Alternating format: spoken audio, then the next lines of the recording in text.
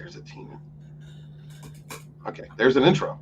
Wait, where's the intro? Oh, there's the intro. Horrified eyes were glued to the central scene in front of them. The audience was surrounded and enveloped by the two naked women's faint whimpers and gasps, which increased the intensity of the encounter, and whether it was genuine or staged, Will was never quite sure. Ooh, got my attention. Yeah, I'm kind of turned on by this.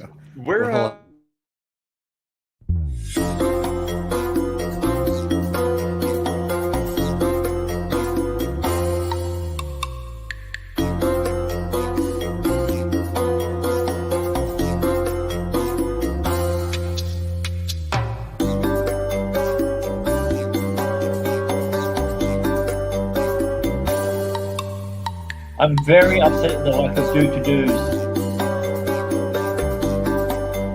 I was really kind of hoping somebody would let that go. What did we do?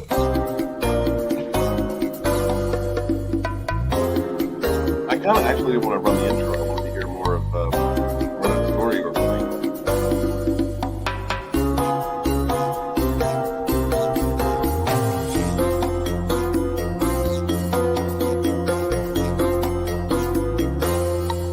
I don't want to do that. Oh, dude, what the...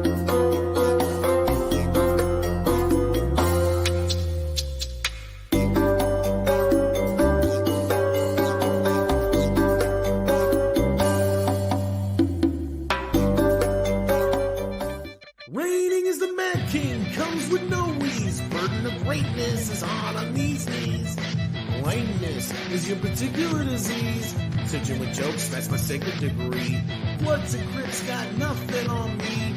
Always dig in, dig out for eternity. That's my war cry, atop my Bradley. Knocking out movies like I'm fucking Jet Li. You best believe satisfaction's not guaranteed. Mama Susan treats me like I'm a refugee, but I know how to use her. The YouTuber's YouTuber. Fighting on back roads and back rooms.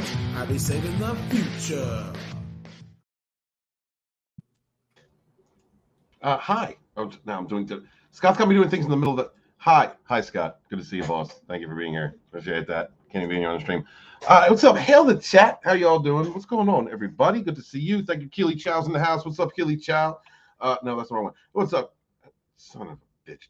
Good to see you. Mostly unstable amphibian. Howdy. How are you? Good to see you. And Stream Element Spots here. Awesome. Thank you so much for being here. What's up, guys? How y'all doing tonight? Talking to the panel. Hi, guys. Hi, panel. Oh, hi. Hi. Hello. What's going on? Tina, were you as invested in that story we were hearing earlier as I was? Which one? I like how you said that. Oh my! I have to. Let's see. For some reason, Twitter messages messing with anybody? It seems like mine is messing around. You got to, if there's too many messages, you got to hit refresh on the page. Okay. Just having issues right now. Let's see. Grant, do you have any more of that awesome story that we were listening to earlier? Just for a moment. I might be able to see if we can find the conclusion or the climax of the story. I think it's called. Will found it difficult to concentrate on anything else because the room. So is there was only one permeated climax by in the this strong story? aroma of There's arousal three. and yearning. He was transfixed as the two women looked around. Her splayed legs exposed a smooth, pink, intimate area, which her fingers glided down to. Oh, there we go. That's enough before we get demonetized. Oh, Right. I think we're already there. Okay. Tina Slender was like, we should just listen to that for an hour and just sit back and drink tea. You've got to also nod. Completely. Guys, good to see you here tonight. What's going on? So let's see. Scotty wanted me to look over this article, so I'm going to bring this up real quick. It wasn't on the docket yet. You want to keep your monetization? Yeah, we're going to do our best. We'll do our best for you there, buddy. Gotcha. Inside, Victoria Alonso's shocking exit from Marvel Studios. Okay. I think Mr. Tickletrunk shared this out in Rogue Chat. Didn't ever get the chance to read it. I was going to take a look at it tonight, but I guess I'm going to do it now. At these Academy Awards, Victoria Alonso was overwhelmed. The veteran Marvel Studios executive and producer of the nominated film Argentina in 1985 was stopped on the red carpet, posing for photographers assigned to capture top executives on Hollywood's big night, but something shocked her. Look at this, 2 women. Alonso said of the female photographers, look at this, 2 women. Is she gay? Is she like, oh my God? She So is. this is so actually. progressive. Oh my God, I can't believe there's 2 women photographers. And they're like, yeah, I know, you hired us. But to answer your question, yes, Stephen, she is. She's 2 check boxes, not just 1. Gotcha. I mean, okay, her fingers got look at that nose. It's been in places. That's all I'm saying. I mean, does the nose have anything to do with it? I don't know. I'm not a lesbian. I'm a lesbian trapped in a man's body, but I'm not like, I don't have the physical attributes. So I don't know if the nose does anything. I've never stuck my nose up anything. Just remember, monetization friendly, Steve. Monetization friendly. Okay, don't we have to wait? Oh, hey everybody! Welcome to this dump. What a gay name! It wishes it was gay, actually. We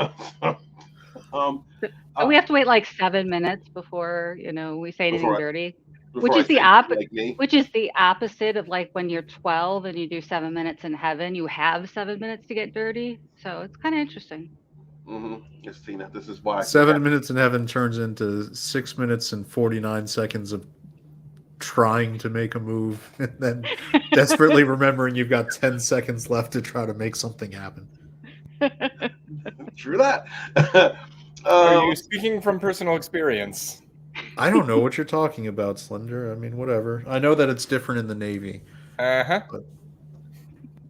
Alonso insisted the pair put down their cameras and pose for a photo with her in front of the giant Oscar statuette. As they all smiled, she told them, I'm going to bang you. We've worked hard to get here, and we're not going anywhere. What is with this? I don't understand what's going on. Where's this article leading me? So this article is trying to show she was at the peak of her career right before she got shown the door. Like exactly, she was at the Oscars and reveling in it, and then she just got unceremoniously dumped.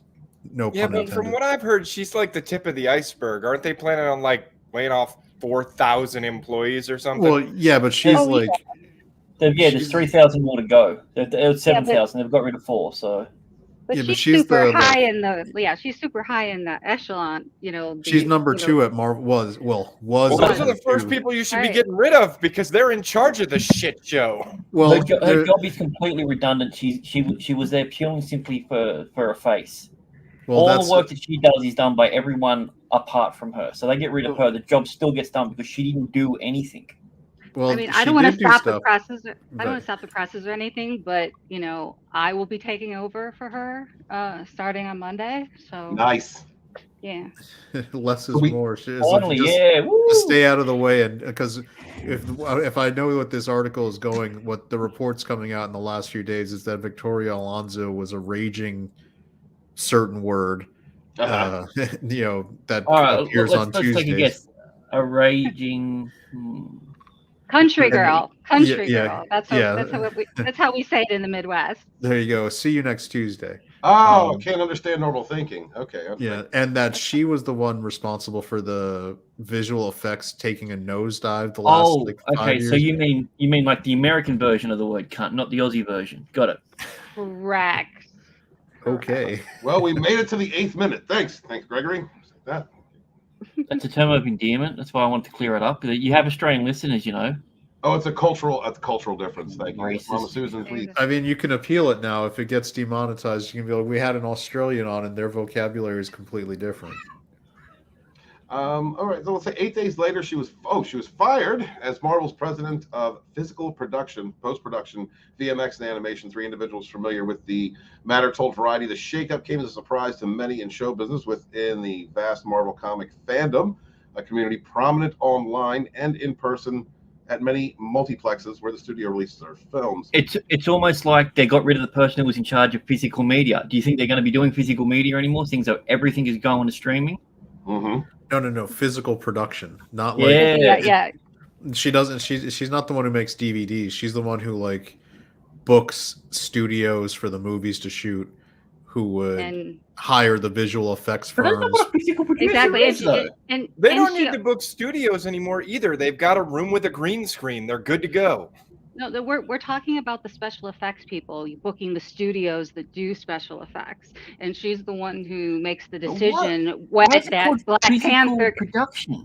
That's supposed to be like producing something that's physical. Like it's they got weird terminology. Well, I mean, there's four items. shows. There's 4 items she's in charge of, and physical production is just one thing. Which obviously you said that it has been peeled back because there aren't too many locations. They go anywhere other than a couple of towns in Canada and Atlanta, Georgia, at this point. Sounds to me like it was a bullshit title that was made up so that she could have a position. How can someone be in charge of 4 separate multi-billion-dollar things and make sure it runs properly? Because she was second to Feige, so just like Feige's in charge of everything. Yeah, but Feige is the boss of the whole entire thing. He doesn't actually do any work. Well, that's what she's... Well, she's that equivalent for those things. She's the rung right below Feige. But they're saying they're talking about all the hard work that she's done. What hard work?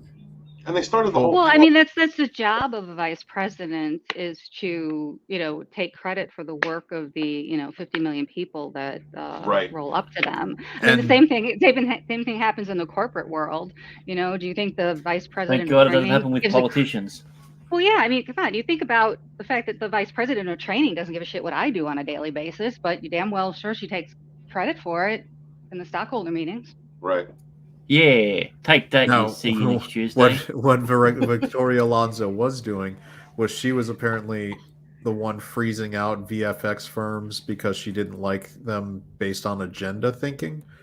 And so that's why all of a sudden the best VFX firms who had been doing visual effects for Marvel for a long time stopped being the ones who were doing the effects, and all of a sudden the effects went to shit. Like you get She-Hulk instead of Iron Man. I mean, if you look at early Marvel CGI, it's actually pretty good. It's gorgeous. Iron Man still holds up amazingly well. Versus She-Hulk, which was a $200 million production, and that's the result you get. Yeah, but I do have to say, though, it's not just Marvel that's having VFX issues, because I caught up over the weekend on The Mandalorian Season 3, and we were laughing and replaying all the jump skips and the bad CGI in those episodes. Really? Yeah. So it's not Marvel, it's Disney. Dude, the CGI in The Mandalorian is so bad that Grogu's not even cute anymore. That's how bad it is. Well, didn't Disney just put all those studios for special effects? Shouldn't they be top grade, top of the line? Well, Disney owns ILM, so you'd think they would be able to do it, because when they bought Lucasfilm, they got ILM, they got Skywalker Sound.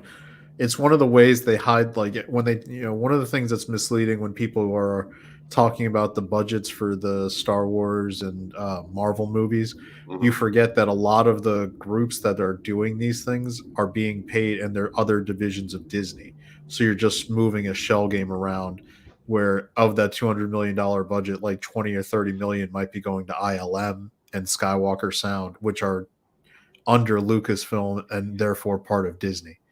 Right, but then also ILM can't do all the work for all the productions that so they subcontract out. Yep. Exactly. And a lot of these companies were like, listen, you're treating us like crap, you're paying us like crap, it's not worth it to work for Disney. And the ones that were willing to work for Disney, she didn't want to hire because of social ideological issues. Exactly. Oh well, that really that paid off. Paid off for her, I suppose. See, while the cause for Alonso's termination is unclear, the sources said the decision was made by a consortium including Disney Entertainment chairman Alan Bergman, to whom all of Marvel Studios reports. Alonso's longtime boss, Marvel chief creator Kevin Feige, was not involved in the process. Another person familiar with the exit added Feige, who felt mired in an impossible situation, ultimately did not intervene. I think that's an easy. Isn't that like a cop out? Isn't that kind of a cop out? Well, I don't want her to go, but it's bad for business, so she has to. I don't want her to go, but I don't want to get blamed for the shit that's gone wrong, so she can go. Ant-Man shit the bed, and so I gotta let somebody go. I would love to take the blame as the director producer, but that was all Victoria. She was the one. She's not here to defend herself, so let's just push it all on her. That's what she was getting paid the big bucks for when she leaves to get shat on. Mm-hmm. And that's Good, why they have fuck up. such I don't care. that's why they have such great golden parachutes, because of the fact that they can get shit on like that, lose their job, and still walk away a multimillionaire. Well, I'll take it. You need somebody to shit on, I will take that job. Well, that's always been my joke. You had me at shitting on. Yep. But that's always been my joke, is I want to get hired as a CEO somewhere, because I could probably pull in a year to 18 months worth of salary before they figured out I didn't know what the hell I was doing, and then took the right moves to get rid of me. Yeah, and what do you care? You got a golden parachute. Exactly. Like, I don't even have to do my job well. It's all going to work out either way. Exactly. And then maybe if I make the shittiest show in the world, I'll get like the Medal of Artistry from the president. Now, I mean, this paragraph here. Still, the drumbeat that something is rotten in the state of Marvel Studios only grew louder with the release of Ant-Man and the Wasp: Quantumania, a film that finished shooting over a year before it was due in theaters and still weathered repeated criticism for generic visual effects. I did not see this film. I can't really. Who did see it, and what were the visual effects that poor in the film? Most of it was. Most of the shit was made up. Yeah, most of it was made up in another universe. So, I mean, how do you say a universe you've never been to before looks like shit? So the thing is, I think a good amount of the visual effects were probably decent, like Tina's saying. But what stands out is the MODOK visual effect was terrible. And because that one was so prominent within the story and on the screen, it's what sticks in people's minds. Chad, don't be a dick. Damn, Frank. Is that a bad word in your vernacular, or is that like a compliment? No, that was actually Little Chad. No, that's his name. Why would that be a bad word? Okay. Thank you. Just want to clear that up. That's the wrong trajectory for the studio that Disney has come to rely upon as an unshakable box office cash machine, one whose films has grossed over $28 billion at the global box office, especially as Iger makes plain that he's cutting costs across the company. Insiders say that 5 Disney Plus series from Marvel Studios has been scheduled to debut in 2023 and have been narrowed down to 3 or 4, with the others moving to 2024 and possibly beyond. That will make some of the immediate pressure off Marvel post-production pipeline, and Alonso's absence is not expected to affect the next Marvel title, May's Guardians of the Galaxy Volume 3, which has nearly locked picture. Don't worry. What'll happen is she'll fail upwards. In 3 weeks' time, she'll go to the White House. She'll get the Medal of Arts, just like Mandy, whatever her name is got, and then she'll be hired to do something mundane again, and we'll never talk about her. I don't know. You know, what I'm really impressed about is they had to start this article with her picking up 2 camera chicks. Like, that's if you did that for a guy, like if you were reporting on a man and you said, hey, you know, before they got fired, they picked up a couple chicks. You know, I think that there'd be a terrible spin on that. How come a lesbian gets a pass? I don't understand. Is that where we're at now? Well, we should ask the one lesbian on the panel, Little Chad. Yeah, that happens. See? God. Thank you, Scotty. Appreciate you. Any closing comments? Does anybody give a damn about Alonso? No, I mean, I knew of her, but I didn't know any. I've learned more about her since she's been fired, which is enough to not care. Well, I mean, and from her lasting legacy is going to be she was the one who said maybe we should call it mutants instead of X-Men. That's literally all I knew. Right. I'm like, okay, well, then you're an idiot. Yep. Another ideologue gets fired for hiring or firing people based on their beliefs, and we're the bigots. Nothing of value was lost. Right. Just several $1 billion. Good Lord. Tina, can you But we're still getting Loki season 2, and that's all that matters. I'm looking forward to Loki season 2, Tina. Well, didn't they delay that? Yeah. Isn't it one of the ones? Yeah, but only till like November-ish. November-ish, right in time for it's right in time for the Marvels. I'm sure that that won't be a giant dumpster fire either. I am not looking for. I don't even care about the Marvel. You know what? Actually, I'm going to cover it because I want to mine how bad it is. That's like I'm going to pick that one, and I'll make videos about that. Brie Larson is Now, not if you known were at all 12 for helping YouTube channels. Listen, right? That's what I'm saying. I saw Brie Larson get channels with no prominence up to like 50,000 subs just on her alone. I am mining those Brie bots. I am going right after the jugular. Screw it. I don't even care. I am no now, y'all. I'm selling out for that one. I don't give a shit. Hate watching it. Gonna mine it. That's what's up. Maybe Brie will notice me too. You know, she's kind of cute. You know, from the neck up. She'll shit on your bed. Wow, you just killed Tina. Well done. What did I do? No, what did she ejected? Yep, she's gone. Tina, come back. I'm sorry. I didn't mean to objectify. Okay. Wait, Tina, look. There she is. Oh, sorry. Go ahead. I'm not touching it. I'm not touching it. Hi. Hi, Tina. They blamed me for you leaving. I know. It was just my stupid computer. That's all. Okay. All right. There's a link for when we do Mayor of Kingstown at the end of the show. Could you take care of the wiki for that? Because it crashes my browser for some reason. Sure. Not a problem. Thank I'm you. happy to Appreciate do you, that. sweetie. Let's see. Henry Cavill. Could you try that again, but just a little bit more condescending, if you could, please? Yeah, no shit, dude. What? Could you ask her to get you a coffee while you're at it? Oh my God! Oh, thanks. Oh yeah, thanks, sweetie. Appreciate you, sweetie. Hey, well, I could hear just you talk to slapping Mr. her Bojan. ass somehow. Just talk to Mr. Bojan. I'm a full-service slut, so don't worry about it. I got it covered. Thank you. Don't listen to them. Don't listen to haters. They don't. All right, now you're telling her what to do. Wow, my God. Where's Matt? We need a bit of respect for women in here. Where's Matt? I know. I don't want to sit back and just listen to him mansplain to Tina all night long. This is getting ridiculous. Oh my God. James Gunn. I don't know. Oh, James Gunn's latest response to the new Superman legacy rumor calls into question his previous explanation for ditching Henry Cavill. Man, they really should have kept Henry Cavill, in my opinion. No, I'm glad he's away from it now. It's enough time has gone where I'm just like, I see exactly where it's going, and his career's only going to be better for it. Yeah. And then all we got to do, we got to wait 10 years, and he can do his own Superman movie because it'll be in public domain by then. You think they'll be? I mean, at that point, his Warhammer stuff will be hidden, and then he won't even need Superman. I can't wait for Warhammer to come out, dude. I can't wait for that. That's going to be fun. Somehow Games Workshops is going to do something to screw it up, but it should be good. All right, that's a negative way of looking at it, and considering how entertainments have gone in the last 15 years or 10 years, I can understand that.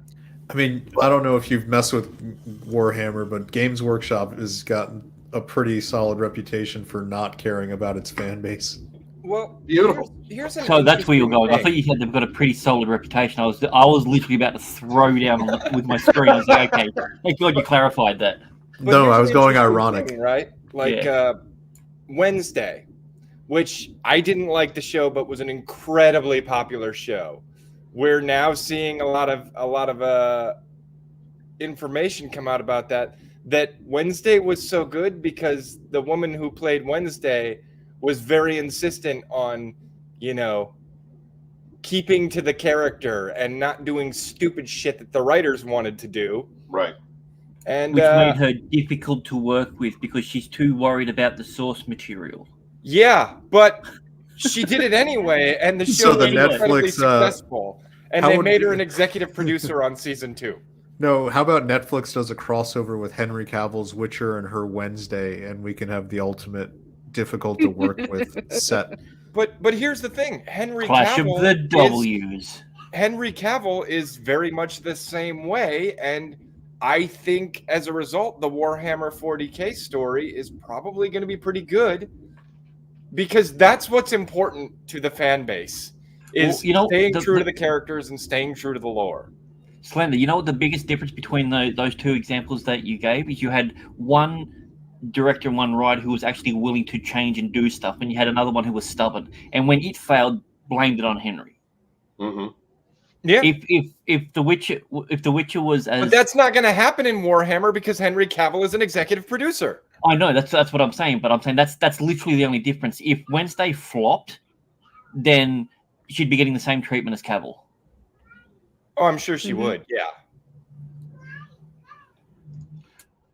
This is Director James Gunn recently responded to a rumor that claims of upcoming Superman legacy film started casting actors, and that the roles of Lois, Clark Lois, and Jimmy Olsen were open to all ethnicities. Why? He's hoping to get one of those ethnicities that can recommend for him a better bottle of hair product. No doubt. Look at that. He's losing it too. Give him some of that soul glow. Okay, James Gunn did really good. I don't like him personally, like as a person, but he did really good on Guardians of the Galaxy. It's the only thing I've cared to watch from him. Well, Guardians was have you seen niche. His Super? What's that? With Rein, his first comic superhero film. I think it's called Super. No, with, Rainn Wilson. Yep. Yeah. And he did Brightburn, and he did some other. Brightburn was pretty good. I thought that. See, that's the thing. Brightburn in its own universe is its own great thing. We don't need a dark, dead, crazy sort of Superman. So if he's going to go in a completely opposite direction, I'm fine with that. But if he wants to do the dark thing, he's already got a property there. It's his property. So he has said some things that seem to. I don't know where this article goes, but he's given other statements where he wants to emphasize the Kansas roots. He actually said he's going to put American Way back into, the Superman, He credo. won me over with that. Yeah, dude, see, this is the thing. He's very tricky with his words. I guarantee that's going to be said in there, and someone's going to go, "Oh no, that's a dumb thing. It should be something tomorrow." The line will be in there, but it won't be the theme of Superman. It'll be the used American as a way joke. with modern sensibilities. I just don't like. I just think James Gunn's like. If you look at his whole career, he started in Trauma, like doing work with Trauma films. Then he moved up to doing like his own independent like horror movies. Guardians of the Galaxy was a niche thing where he and the characters fit his kind of skew of the world. Mm-hmm. It was a good space in the superhero realm to do, like put him into the cosmic, let him go goofy, cuckoo bananas, as Mads would say. Yeah, and so that fit his aesthetic. Mm-hmm. And you can see his aesthetic because it was in the Peacemaker show. It was what he did for the Suicide Squad when he just made that one for DC. He's not a good aesthetic for Superman. Now maybe he'll prove me wrong, but you need somebody like you go watch something like The Rocketeer. That is the kind of movie you want to make for Superman. There's a reason that when they did Captain America: The First Avenger, that's who they went and got to make that movie, because you want somebody who drips with like just makes the screen just full of nostalgia and love and people who are just want to be heroes. Right. So you want Joe Johnston to direct Superman? Wouldn't that be a great choice? It might be. I thought he died. Is he still around? I'll dig him up and still be better than half the directors we have out there now. I honestly thought he did. I thought he died during the pandemic. No, he's 72, still alive. So. Get him out there. I think it would be good to return, if you're doing Superman, to return to, like, I'd love to see a Christopher Reeves, era, better story. I'm glad you finished that sentence, because he would not be available. Yeah, no, I understand that, but I mean, like, in that vein, I just, the dark Superman, like Man of Steel, I just didn't. It's good as it's a fun film, but it's not a Superman film. That's not Kal-El to me. And I miss Superman's got to be Truth, Justice, the American Way. Superman's got to be the golden boy, the good guy, like the moral compass. That's Superman. Yeah, now that you say it, like I was making a joke about like Joe Johnston, but like what he did with Captain America, like that's essentially Superman there. Right. The way in which Evans portrayed him and the way in which the story was told. So yeah, actually, I'm not now on board. Yep. Because he's got the connection to Joe Johnston. Ring him up. Let's go. Yeah, because his film, like he did Rocketeer, he did October Sky, did Jumanji, Hidalgo. He's got a filmography where you can see he does hopeful, heroic movies. He also directed Jurassic Park 3, so I mean, somebody's got to get paid sometimes, Grant. Are we really picking on it like that? Oh yeah. Plus, that gifted us the meme with the with the raptor talking to Grant in the plane. So that's true. Oh, he did the Del Toro one, the Wolfman, as well. I don't even know that one. Let's see. The rumor came from scooper and critic Grace Randolph, who wrote on Twitter, "Weird despite recent." Oh, hold on, wait. It's from Grace Randolph. Yeah. So this is bullshit. Yeah. Well, let's talk about some bullshit. So, the inconsistency that is not casting. There's a casting breakdown going out to all talent agencies for Superman Legacy, and she had Clark Lois open all the ethnicities. We already read that part. Let's see. Twitter user DCEUMX picked up the rumor and ran with it, writing via a translation from Google. Casting on the way, according to Grace. A casting notice has been sent to all talent agencies. Let's see. Characters include Clark, Lois, and Jimmy, ages early 20s, open to all ethnicities. Like, are you trying to make it suck?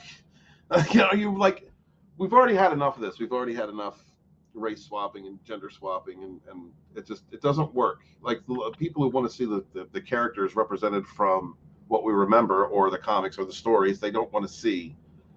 We don't want to see that. Unless I'm wrong, unless it's entirely new age, and we're going to get a midget Filipino Lois. I don't know. Who knows? As long as she's handicapped, I'm fine with it. Okay, all right. I'm glad that we keep your kinks in house, but we don't kink shame. It's all good, brother. Gunn would respond to the rumor, writing, "Untrue. We have begun casting, other than making lists, and it's not limited to people in their 20s." Gunn's admission that the casting of the characters is not limited to people in their 20s calls into question the previous reason for giving Henry Cavill a boot as Superman. If you recall, back in December, Gunn claimed the reason he didn't keep Cavill on was because he would be focused on an earlier part of Superman's life. And he wrote on Twitter, "In the initial stages, our story will be focusing on an earlier part of Superman's life, so the character will not be played by Henry Cavill." The next day, he went on to claim Cavill's age was the real reason why he would not be returning to the role. Gunn retweeted, as I said yesterday, "It's very simple. He's a different age." However, at the end of January, Gunn told the Hollywood Reporter, "We didn't fire Henry. Henry was never cast. For me, it's about who I want to cast as Superman and who do filmmakers we want to cast. And for me, for the story, it isn't Henry." Gunn added, "I like Henry. I think he's a great guy. I think he's getting dicked around by a lot of people, including the former regime at this company. But the Superman is not Henry for a number of reasons. I liked Henry Cavill as Superman, but he never. I don't think he ever got a decent shot to play Kal-El, in my opinion." Let's see. So Gunn went from claiming that Superman Legacy film was about a younger time in Superman's life, implying Henry was too old to play the character, to flat out claiming Cavill's age, 39, was the main factor. He just wasn't the right guy for any number of reasons. And now he's claiming that the casting is limited to the actors in their 20s. That would seemingly indicate he's either open to teenagers taking the role or people in their 30s and above, which Cavill clearly fits into. It's hard to see a way for Gunn to worm his way out of the hole he has dug concerning Henry Cavill, and it just further cements Gunn's reputation as untrustworthy, especially when dealing with moviegoers. I don't know, comments on that? Do you think he's untrustworthy in dealing with moviegoers? I mean, he works in Hollywood, right? Yeah, okay, well, that's the obvious.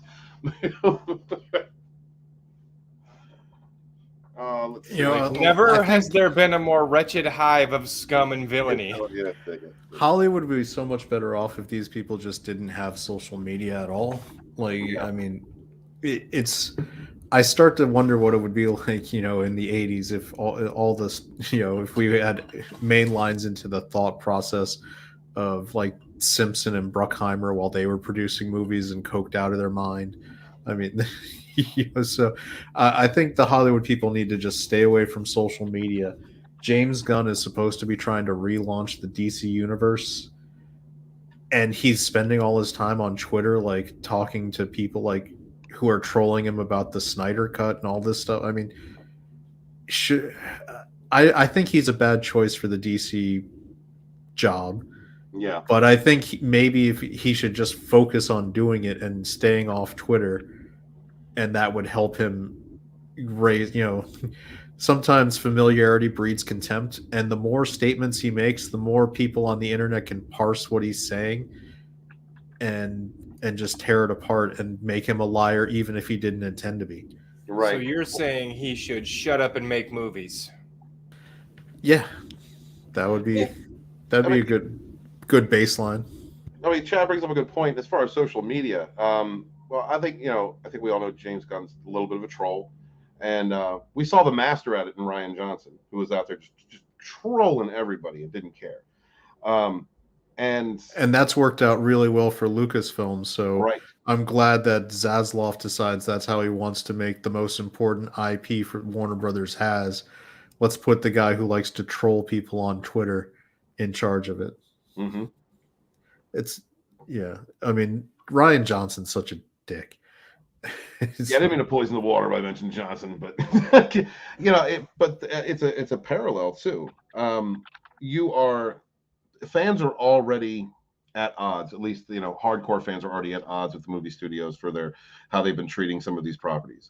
So the last thing you want to do is piss off the customer even more, and that's something that Gunn does. I mean, also there's other actors that have become very unlikable because of social media. Mark Hamill, for instance. Used to love Mark Hamill back in the day. I still love the parts, but like Luke, still love Luke Skywalker, the original trilogy.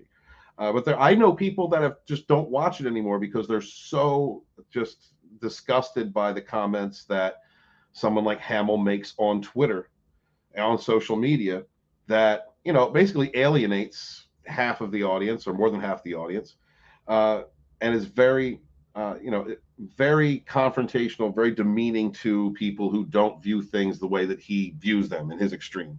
And that's the truth for a lot of actors that are out there. And even if they really believe the rhetoric that they're saying, or they're just going along with what everybody else in Hollywood, their echo chamber, is repeating.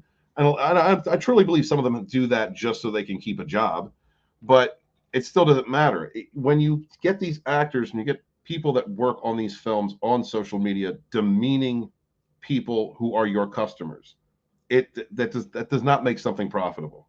It works against the film, and it's gotten to the point where the toxicity, in my opinion, has gotten so high that it's affected normies. It's affected. Normies are starting to notice this. Your casual moviegoers. The quality of films have dropped. Many of them have fallen. In my that I don't even go to the movies anymore because I don't trust what they're producing. Although I have to mention, I did watch X this past weekend. I forget who suggested it. It was a couple of you guys, and thank you for suggesting it. Good film. But it's like why we cover the mayor of Kingstown, because we don't know what we can trust in as far as what's being produced. There's so many factors involved, I think, in how people are losing faith in Hollywood and TV, these movie studios and television studios, because of people who go out and troll, or they go wreck on social media and alienate viewers before they even have a chance to see what's being presented on screen. I mean, that went off on a tangent there, but you guys get where I'm going with? No, I get what you're saying, and that's why I think in a couple weeks we're about to see another movie blow up at the box office, and that's going to be Mario Brothers, because it's an IP people like. Nintendo protects their IP. I think it's going to end up appealing to the families because a family movie hasn't come out in a long time, and it's going to I think it's going to make over $1 billion fairly easy, and put to shame like all these people who are still like, well, some people still don't want to go to the movies and this, that, and the other. But every time a movie comes out that actually is good, that is, how do I put this, doesn't just put agenda over quality, it makes the money. Avatar, I mean, whatever, it's James Cameron, he's always been kind of hippy dippy, but it's not like anything crazy. It's blue people, so it's an allegory. And it made its $2 billion. Top Gun Maverick made 1.5 billion. Spider-Man No Way Home before that, $2 billion. And I think Mario's going to make over $1 billion, and so it's going to put to shame what all these other movies, and it's what you're talking about. Like, normies are there, regular people, families are there to go see these movies. They just don't have something they want to go to yet, or something they feel comfortable going to. I think that the polarizing of social issues and political issues, has just made a lot of people frozen in their position that they're not going to go see something or support an actor or a production because of all the rhetoric that gets spewed by these people that are working on it. And and rightfully so. But it's like, little Chad, it's like, for me, whatever happened to the customer is always right. Whatever happened is to that type of mentality. We don't see that anymore. It's like the way that Hollywood's been treating us has been the customer's always wrong. And I don't see how that makes anything profitable. I don't understand how they're still making money when you're insulting a customer, when you're taking a property and misrepresenting it or misusing it or throwing your agenda in there. Like, just the idea of James Gunn saying, I'm open to any ethnicity for these characters. Like, there are enough characters out there of different ethnicities that you can make a film. A good screenwriter can put together a decent film for any character with any type of background, what their ethnicity, whatever sexuality, does not matter. Why does it always have to be established characters that people have loved for, in the case of Superman, you're talking about almost 100 years. Why does it have to be those characters, establishment characters? Well, you kind of already said it. You said a good writer, and then you caveated it with screenwriter. But here's the thing. You were right the first time. I don't know what they're teaching these kids in college, but college is removing their ability to be good writers. And I can tell you what they're teaching them in college, but go ahead and finish your comment. No, I actually want to hear, because I can't imagine they're teaching them anything worthwhile. I have two sons in college. They're both second semester junior year. One of them is taking the 6-year plan. The other one, normal, 4 years. Biochem major and mechanical engineering. I sure as heck hope that they make enough money to take care of me later in life. But as far as school is concerned, my son, who wants to get into forensics, thus the biochem, he was taking a lot of anthropology courses. And my other son with mechanics, trying to take a lot of English writing courses, because, besides being able to do math, you kind of have to express your ideas quite well and be a communication. Yeah, you have to do technical writing. Exactly. So every single one of the non-technical, the non-science courses, so that means all the anthropology, even down to archaeology, it is all about these woke ideals. And it every discussion, every paper you write, every speech you deliver, every group project you work on has to do with gender. It has to do with ethnicity. It has to do with socialism. It's absolutely ridiculous. My son said that the only thing of interest he learned in his archaeology class was that they found a 2,000-year-old binary skeleton. What? Exactly. You tell me how in God's name they are looking at the bones and the leftover, whatever the person was buried with, and pull out that they were non-binary or non-gender conforming or whatever. In the old days, you could look at the bones. Is different than a woman's hip bone. That's what I was gonna say. In the old days, like when Indiana Jones was an archaeologist, you'd be able to say this is a male buried or this is a female buried. It's because of the leather and some of the other clothing, whatever was left that the person was found with. They said that it looked more dress-like, as if Mediterranean and Indian cultures don't wear They don't wear jeans and a polo. Right. Exactly. Like I the mean, Greeks all wore dresses. Like every Greek was wearing a skirt. Exactly. I think Same I found thing the with answer. the same thing with all of Egypt. I mean, not everybody was wearing jeans and a polo back, thousands of years ago. I mean, Tina, there was jewelry there. There was jewelry there. So even though it was a male skeleton, there was jewelry. Like, yes, pharaohs never wore jewelry. No, but Tina, you've hit on a great new show idea for Scott with Sporking News. I mean, it can, binary, binary ancient aliens of the past or non-binary. Exactly. It'll be a great angle for him to do that for that show going forward. But that's the thing. And then we look at these modern sensibilities that they're writing for, and it's like these people have never learned the hero's journey. They've never studied it.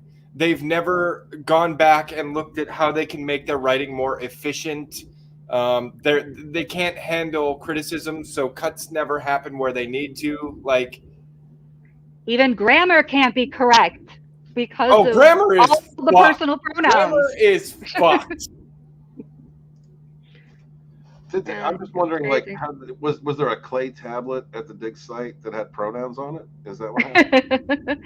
I don't know, but like I said, it was the most ridiculous thing that I ever heard. And and in every single project that they have to work on needs to be approved. And my son could not do anything related to law enforcement. Although he volunteers with the local police department, he cannot wear anything that designates him as in any way affiliated with the police department because it's considered hate speech. Oh, dude. Wow. Yeah, the Time Prophet is right over here in the chat. That means a large part of Scotland is transgender. Yes. Exactly. Those kilts sure do look like plaid skirts to me. And what I was thinking about before that, Time Prophet also said that Romans used to wear skirts into battle, but they were male. I forget what the name of it was, but yeah. Also, like, give a shout out to a few people in the chat. Just stop by. Pyramid Scheme is here. What's up, man? Thank you so much for being here. Appreciate you. DJ Scandalous, what's up, brother? My old school TFM chat, brother. Good to see you, man. Thank you for stopping by. Channel member, Small Time Republic says what happens in colleges today happens in corporations tomorrow. And that is the point. That is why we are getting I still can't get it. We have to train people how to answer the phone and write emails. That is why we have to train 22-year-olds how to answer the phone. What? This is why practically no one where I work knows about my YouTube life. I keep that shit a secret. You have to. Because, and you're right. It's training people how to think. This has been going on for 15 years now. Go back to the gender studies degrees, the most useless degree, that you could possibly get. And they have to make jobs to fill those positions for those degrees, and all they do is create clutter. And what do they do, really? What HR department needs someone with a gender studies degree? It's all about creating division, in my opinion, and changing the corporate landscape through changing our education. Johnny Boy, channel member, what's up, man? Thank you so much for being here. Appreciate all the channel members. You guys are awesome. Thank you for supporting Sporting News Podcast. You will find nothing but the best panels, the best shows on this channel. We appreciate you for supporting it. And we're trying to keep Scott's monetization. I'm kissing his ass just a little bit because we fucked up in the beginning. Thank you guys so much for being here. We appreciate you. Tina, you got to train people how to answer phones and write emails? Absolutely. All the while I retired from teaching undergraduate students part-time. I was an adjunct instructor, had 50 students a semester, and I had to explain to them how that they can't just write an email that has "hey" in the subject and then a couple sentences in the email, no salutation, nothing. And so I had to explain it. I finally said, put it in my syllabus that I would not answer any email that didn't have a proper subject. I said, otherwise, I don't consider it an emergency to answer. You obviously must just be telling me hello. They're writing you in text. Yeah, Yeah. Oh, usually exactly. They're writing their emails as if they're text messages. Absolutely. And it's especially if you're emailing a professor, usually the subject would be something along the lines of question in regards to, and then whatever assignment. absolutely. They can't even say, good afternoon. I said, you can call me Professor. You can call me Mrs. Bojan. You can call me Tina. I don't really care what the heck you call me, as long as you say, good afternoon, so-and-so. Good evening, bad take. Exactly. But and we see this in the corporate world now. So not only do we have to add all the DEIB stuff into part of what we're training all of our associates, we have to bring in the whole personal pronoun thing. Wait, what's B? B is belonging. It's now the fourth letter of the DEI. This is like the LGB thing. It's just gonna keep picking up fucking letters. Yeah, probably. Yes, Slender. And yet And I share that sigh. And explain to me the difference between inclusion and belonging. I still haven't gotten that down yet. Well, inclusion is what you do. Belonging is what you get. Oh, okay. No, shut up. That doesn't make sense. Fuck that.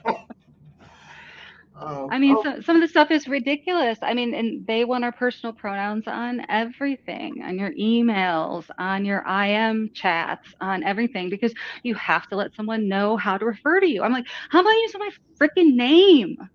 Mm-hmm. No, you don't have to let someone know how to refer to you.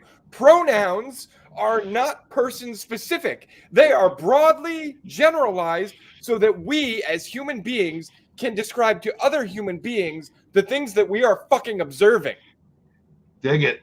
When you decide that you get to change the way pronouns work, all you are doing is making it harder for everyone around you to understand the observations of the world. Oh, I hate the pronoun thing. I hate the pronoun thing. The pronoun thing is fucking stupid. If you look like a he, I'm going to call you he. If you look like a her, I'm going to call you her. If you tell me that you're otherwise after the fact, maybe I'll change it up, but I'll probably fuck it up again. Make a better woman. Make a better man. You know, when I was younger, I had long hair and I was thin, and I got called a her once, but I just took it as a compliment to my ass. You know, I just well, no, I'm not a her, but thank you. You know. So I worked, from when I was 16 for like 10 years almost. I worked at AMC theaters, and here's the real truth and what people forget. In the old days, there were people who lived that lifestyle, the him, her, she, they, whatever. Yeah. And no one ever stopped them from going into the bathroom. That was the ladies' room. And no one ever stopped the other ones going into the men's room because they put effort in. They definitely made an effort to look a certain way. And so no one was stopping them. When they came up to the register, you would say, hello, ma'am, hello, sir. It was just polite. It was something that people appreciated because you were a younger person working as a cashier. And so you were trained to be polite and call people sir and ma'am. And that was in the training videos, like call them, be respectful, do all this stuff. And then things got crazy. And I think the problem is they decided to move it so now it's a joke, almost like when in that South Park episode where Cartman just put a pink bow in his hair and he was like, I'm a girl now, I'm going to go use the girls' room. And it was like, no, you're just only that were the case in reality. But in reality, what I constantly see is men who claim they are women wearing clothes in public that no self-respecting woman would ever wear outside the house, ever. At least look fashionable, look good if you're gonna do it. Well, look like you're dressed for the outdoors and not the bedroom. Like, that is not shit real women wear out and about. From my perspective, I was pretty much in the Northeast, most of my life. I have to agree with Little Chad. It really wasn't too much of an issue. You call a duck or a spade a spade. It was what it was. But when it came to just basic respect, especially if you're working in retail, you would, respond to a person as they presented themselves to be. When I think that like the I call it the Great Bathroom Debate in 2012. That was, I think, a catalyst to create more problems than anything else. You take a segment of the population that has a high suicide rate. I was already dealing with gender dysphoria, already dealing with something I couldn't even imagine how to deal with that. It's less than 1% of the population, the world population, and you thrust them to the forefront, and then you have a lot of these people with disingenuous motives who just want attention, toxic people with unresolved issues who just want that attention, out there doing it and doing it badly. I think doing impersonations badly of gender fluidity or transgenderism, just to create aggravation, just to create conflict. It's been a disingenuous representation of a debate that really shouldn't be something as big as it is. I believe for the purpose of creating division. Well, here's the thing, right? Like most places nowadays, especially bigger places, they have a unisex bathroom. Mm-hmm. There are not so many trans people that unisex bathroom is going to have a huge line. Right. Regardless. So use the unisex bathroom and fuck off. Like, if you're a man who identifies as a woman and wants to use the women's restroom, sorry, that's not in the cards for you. Just use the unisex bathroom. Because as far as I can tell, it's less about you not wanting to go into the men's bathroom and more about you wanting to go into the women's bathroom. Well, that's the thing, that's what I'm saying. Like, there's a lot of just the disingenuous. It's the toxic people out there who just want to create some kind of negative reaction for attention, for validation. Yeah, and why is it always on us to be accommodating? Why can't they ever be the accommodating ones? Fuck off, right? Because people like that point the finger outside of themselves and say, you're the problem. You want to know when shit went wrong? The real point where it went wrong? Glee, season 1 and 2. It was once Glee hit, that was like the catalyst, or the actual, like, to me, it's the pop culture sign that in schools, this is the shit they're telling kids now.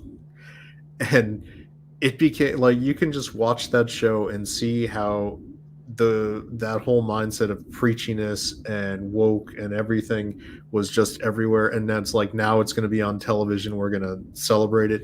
And I can't help but notice that Glee is a cursed show where nobody's coming out of it good. People are just having horrendous lives and terrible things happen to them. I'm like, maybe there's something about, like, they were a catalyst for doing a lot of, that mental damage across the country.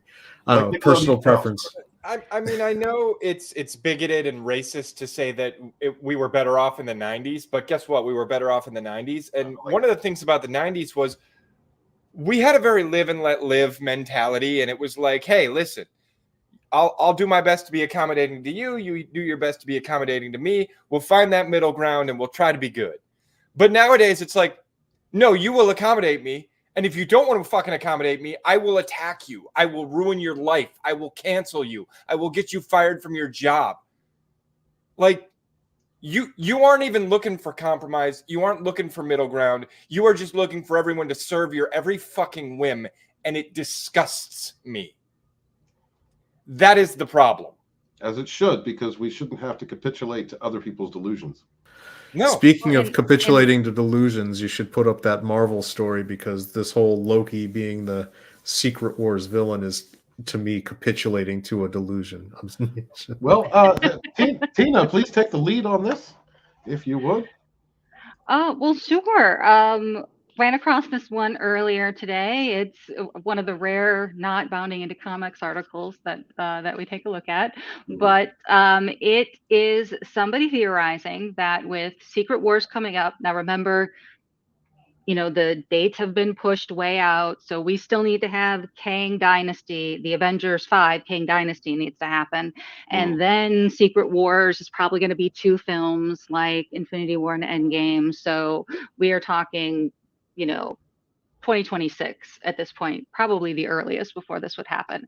But people believe that because we don't have the Fantastic Four yet, and because we haven't been introduced to Doctor Doom, and we would really hate for them to introduce Doctor Doom in one movie and then, you know, have him defeated at the end of, you know, 2 hours, because, you know, he is such a, you know, such a popular villain. But anyway, so people are assuming that since Thor, as in Chris Hemsworth, is looking to, you know, retire from the Thor character, and because Loki is becoming so pivotal, and they keep saying that his show is so pivotal for the Kang Dynasty, that instead of it being Doctor Doom against Reed Richards in Secret Wars, that it's actually going to be Loki versus Thor. Little Chad, you said it was ridiculous. What's your take on this? Because it's ridiculous. I mean, it's so the reason it works for Doctor Doom is you've got 40 years of Doctor Doom laying the groundwork to be exactly that kind of villain. He's a leader of a country. His agenda is generally what's best for him as a ruler and his people, not just selfish. He thinks he wants to rule the world because he genuinely thinks he can make things better. He also hates Reed Richards.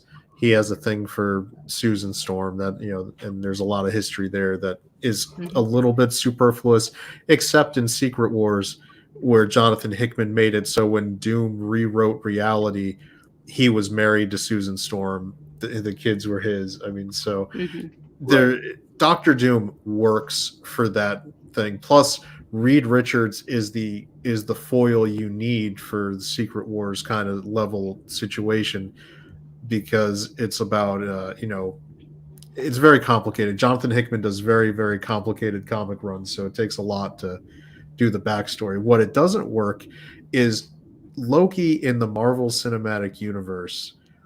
He's, at least I actually liked in Thor, the first Thor, even his arc in Thor the Dark World was actually pretty good. His scenes were fairly solid. And then leading up into the first Avengers movie, and then even into Ragnarok, where he gets his redemption, and then having the death that mattered to start off Infinity War. Like, if you wanted to show, the thing that really made Thanos a real villain immediately is you had watched Loki's whole journey. You'd seen him go into redemption. You knew that Thor had forgiven him and they were in a good place. And then he comes in and Thanos just kills him. It mattered. That death mattered. And then the Loki show made it not matter. So, and this new Loki is now second fiddle to girl Loki. What was her? Sylvie? Was that her? Yeah, Sylvie. That was her? Sylvie.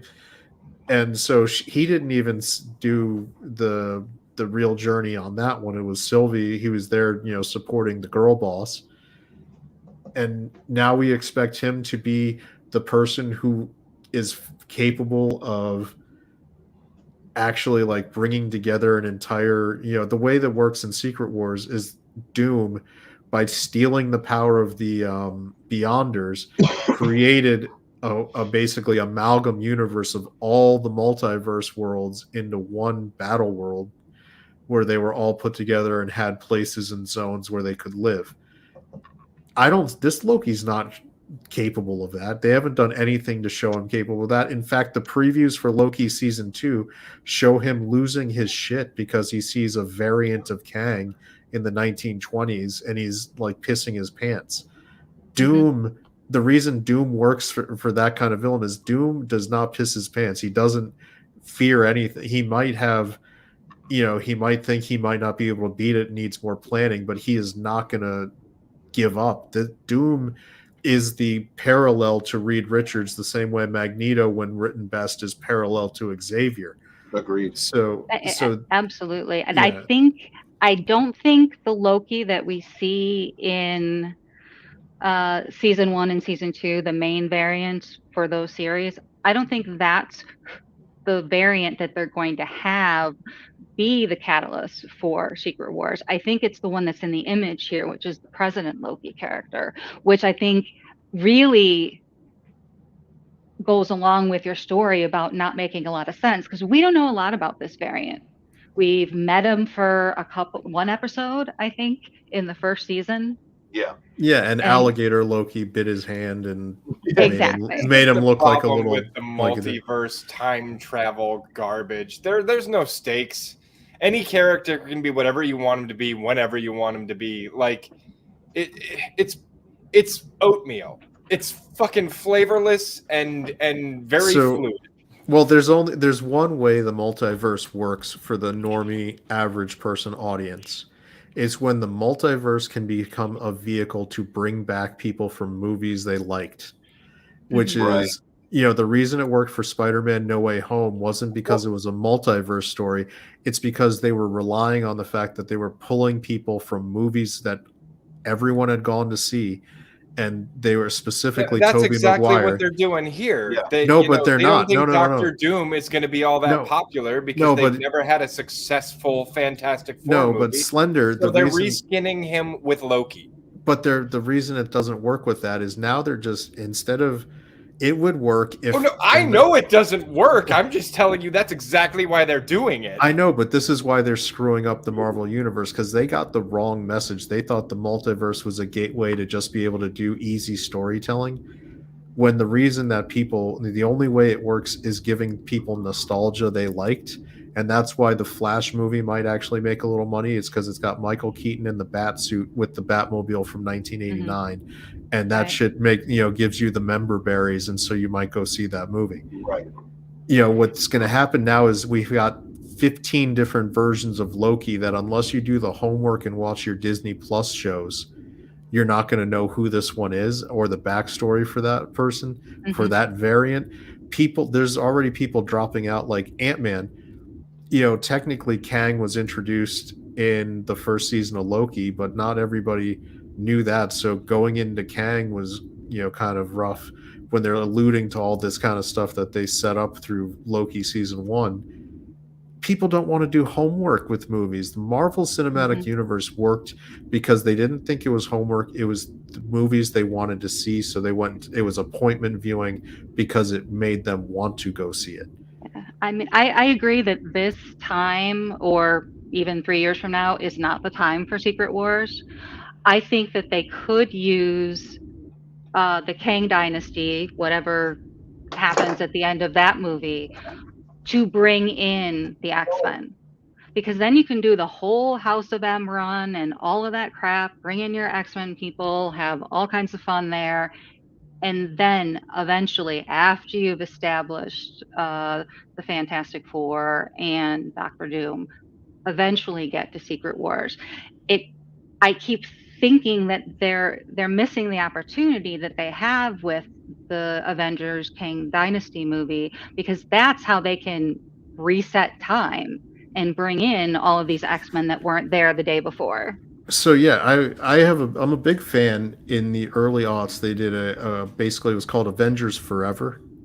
It was a miniseries Kurt Busiek wrote, and Kang was the main villain of it.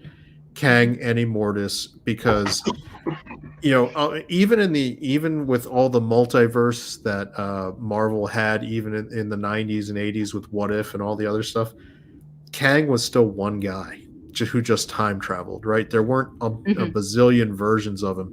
In fact, Immortus, who was older Kang, was just older Kang, and he just got older and became more chill, and so he became Pope Immortus, and he was a different villain who was just at a different stage in his life. And the whole point of this miniseries was that Kang, when he's a young man who's the villain that the Avengers have been fighting for 40 years, he's fighting his future, and he has to go through a whole giant miniseries to actually just break his fate and be split into two characters. And it was a huge thing to do that, and there was a lot of narrative work to do that. And they're turning around and just like, no, there's variants left and right. It doesn't matter. Immortus is just a variant of Kang. He's not the future aged version of it, because Kang's personal timeline is he was one guy. He started and he was, I think Ramatut was his first name when he went back in time and decided to first try ruling in ancient Egypt. and then he got bored with doing that because the Fantastic Four went back in time and beat him. So then he moved on and evolved himself into Kang, but he was still the same guy. That was his history. His past was being Rama Tut. Then he became Kang, and then he got older and became Immortus. But it was still one guy over the journey of his life.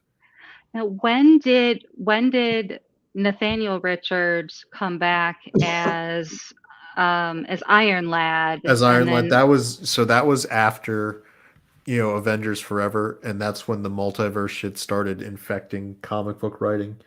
So they did start doing like alternate timelines, because that's by the point where the Ultimate Universe had been created in Marvel Comics. Right. And the Ultimate Universe. Can we pull back for a second, though? You are getting really deep into the lore at this point. Well, I love comic books. I'm sorry. I know, but one of the things that I keep waiting for my opportunity to mention, so I'm just shoehorning it in here, because you were talking about how there's all these problems now, and there weren't these problems with Infinity War, and it's because leading up to Infinity War, we just had movies. Like, now it's like, well, you got to watch this movie and this movie and this movie, and then you got to watch these couple of movies here. And then you got to go over to Disney Plus and you got to watch this Loki series, and also you're probably going to want to watch the one about the Scarlet Witch, because there's some stuff in there too. It's like, I have to apparently tap 15 different sources just to have any idea what the hell is going on in one movie. I think that's why they've delayed so many of the movies, not just because they need extra time for special effects. Keep the movies and the television shows separate. Just keep them separate. I would agree. Well, I think they should get rid of the television shows altogether and just create 2-hour, 1.5, 2-hour special presentations like they did Guardians of the Galaxy Christmas. The Werewolf by Night. Halloween that was amazing. So really that one actually worked. That was a good way to do Man-Thing. But I think the most egregious example should never be a research project. No, and this is what the worst one that they did was in the She-Hulk show, where in the last 2 minutes of the last episode, you have the Hulk show up and he's like, "Oh, this is my son Scar." And I was like, "Holy shit!" You watched that much of it? They just destroyed World War Hulk, Planet Hulk, like the best Hulk stories that have ever been put onto the comic book page. And Scar's storyline is a huge part of that. And they just tacked it on as a fucking, pardon my language, I just get really mad about it. They tacked it on where like he shows up. You're my co-host. Have you heard me? Yeah, I know. He shows up at a family picnic and he's like, "This is my son Scar. I'm not going to have any emotional baggage about having to take over, the planet and have be a gladiator." Like, that's Ragnarok shortchanged that story, and then they totally shit on World War Hulk. I mean, how can you do World War Hulk now when Scar's there and he's got he's not, like, he didn't get shot into space by the Illuminati. I'm going deep lore again, so I should stop. Right. Well, why couldn't they do a Disney Plus series about like going back to the time when Hulk was on Ragnarok? Because Hulk is a misogynistic man, and we don't care about men. I think there's rights issues with Universal of trying to do individual Hulk stuff. Gotcha. I didn't know if it was like with Spider-Man that Disney can't do a movie, but they can do a half-hour series. They can do animated. I don't think they can do anything live action. Oh, okay. Yeah, so that's why every couple of years Sony keeps trying to get those Spider-Man spin-offs off the ground. So technically when they sold the Spider-Man rights to Sony back in the 90s, Sony, the way the rights grouping works is they get have to make something every couple of years or they lose. No, but they also, right? when you sell the rights to Spider-Man, you also sell his gallery, basically the people who go with him. So when you buy the Spider-Man rights, you get J. Jonah Jameson, you get Betty Brant, you get, all those characters go with them because they're Spider-Man characters. And that's why Sony can make a Silver Sable movie. They could make a Black Cat movie because those are all considered Spider-Man characters and their rights got sent over. That's why they did the Morbius movie. He was a Spider-Man group character. It's so Sony actually doesn't just own the rights to Spider-Man, they own the rights to all the peripheral characters that are considered part of his book. Right. And that's the way, like with Universal, they own Incredible Hulk. They have the rights for movies with Incredible Hulk, with what's her name, Betty Ross. All that's why she hasn't shown back up. Also, because Universal has there's like clauses. It's all complicated and stupid, but it is. That's what happened. It hindered the growth of the character a lot. I looked at Incredible Hulk's one of my favorite characters, and we didn't get, like you were mentioning, we didn't get any of the great storylines we could have gotten on screen, especially without having Hulk films, in the MCU, attached to the MCU. Yeah, I mean, we got that one Ang Lee piece of shit movie, which I get where he was going, trying to explore like the trauma of the Bruce Banner, personality in life. I actually didn't mind Eric Bana cast as, I thought that was a good call. Yeah, Eric Bana was a good casting. Yeah, the film was. It was just, it was too. He leaned. It was like that whole, especially if you want a Hulk movie, you need Hulk smash, and that end fight where his dad becomes a cloud, and they're just like, shooting lightning. Right. It was like, what did I pay to see? I was at the theater when people were walking out, and they were all like, "That was so stupid."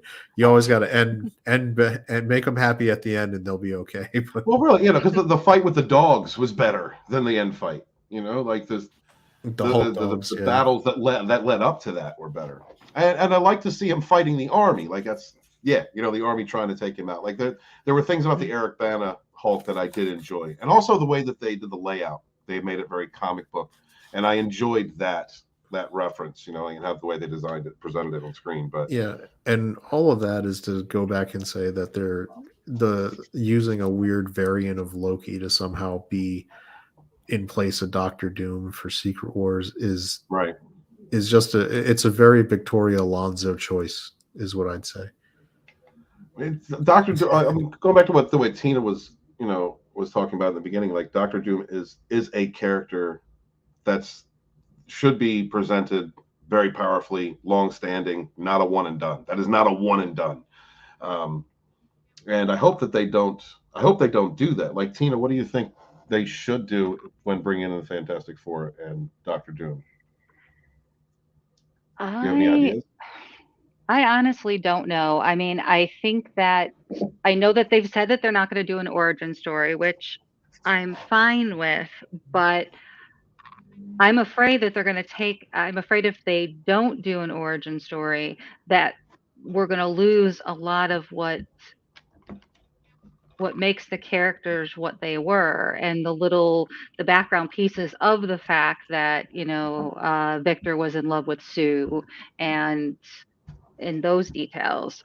So I'm honestly not sure what they should do besides starting from scratch. I mean, maybe they could do a Victor Von Doom special feature or special presentation like they're supposedly doing for the Silver Surfer, to say, hey, instead of having a movie where we have to spend 20 minutes, doing the backstory or the origin story for Silver Surfer, we're just going to do this 1 hour, 90-minute special presentation and get it taken care of. But then again, is that what got them in trouble in the first place, by the fact that nobody knew who Kang was if they didn't see Loki? I can tell you who they should cast as Doctor Doom, and that's Alexander Skarsgård would be a good choice. Yeah. Because you need somebody who's got a physically imposing presence, and he's got the voice. I mean, just look at the way he handled himself in Northman. Put the Doctor Doom mask on top of him from Northman, and there's your Doctor Doom right there. That's a good choice, Chad. I do like that. Also, any more comments on this article or this theory before we move on? Hopefully, it goes into the wastebasket with Victoria Alonso, is what I think.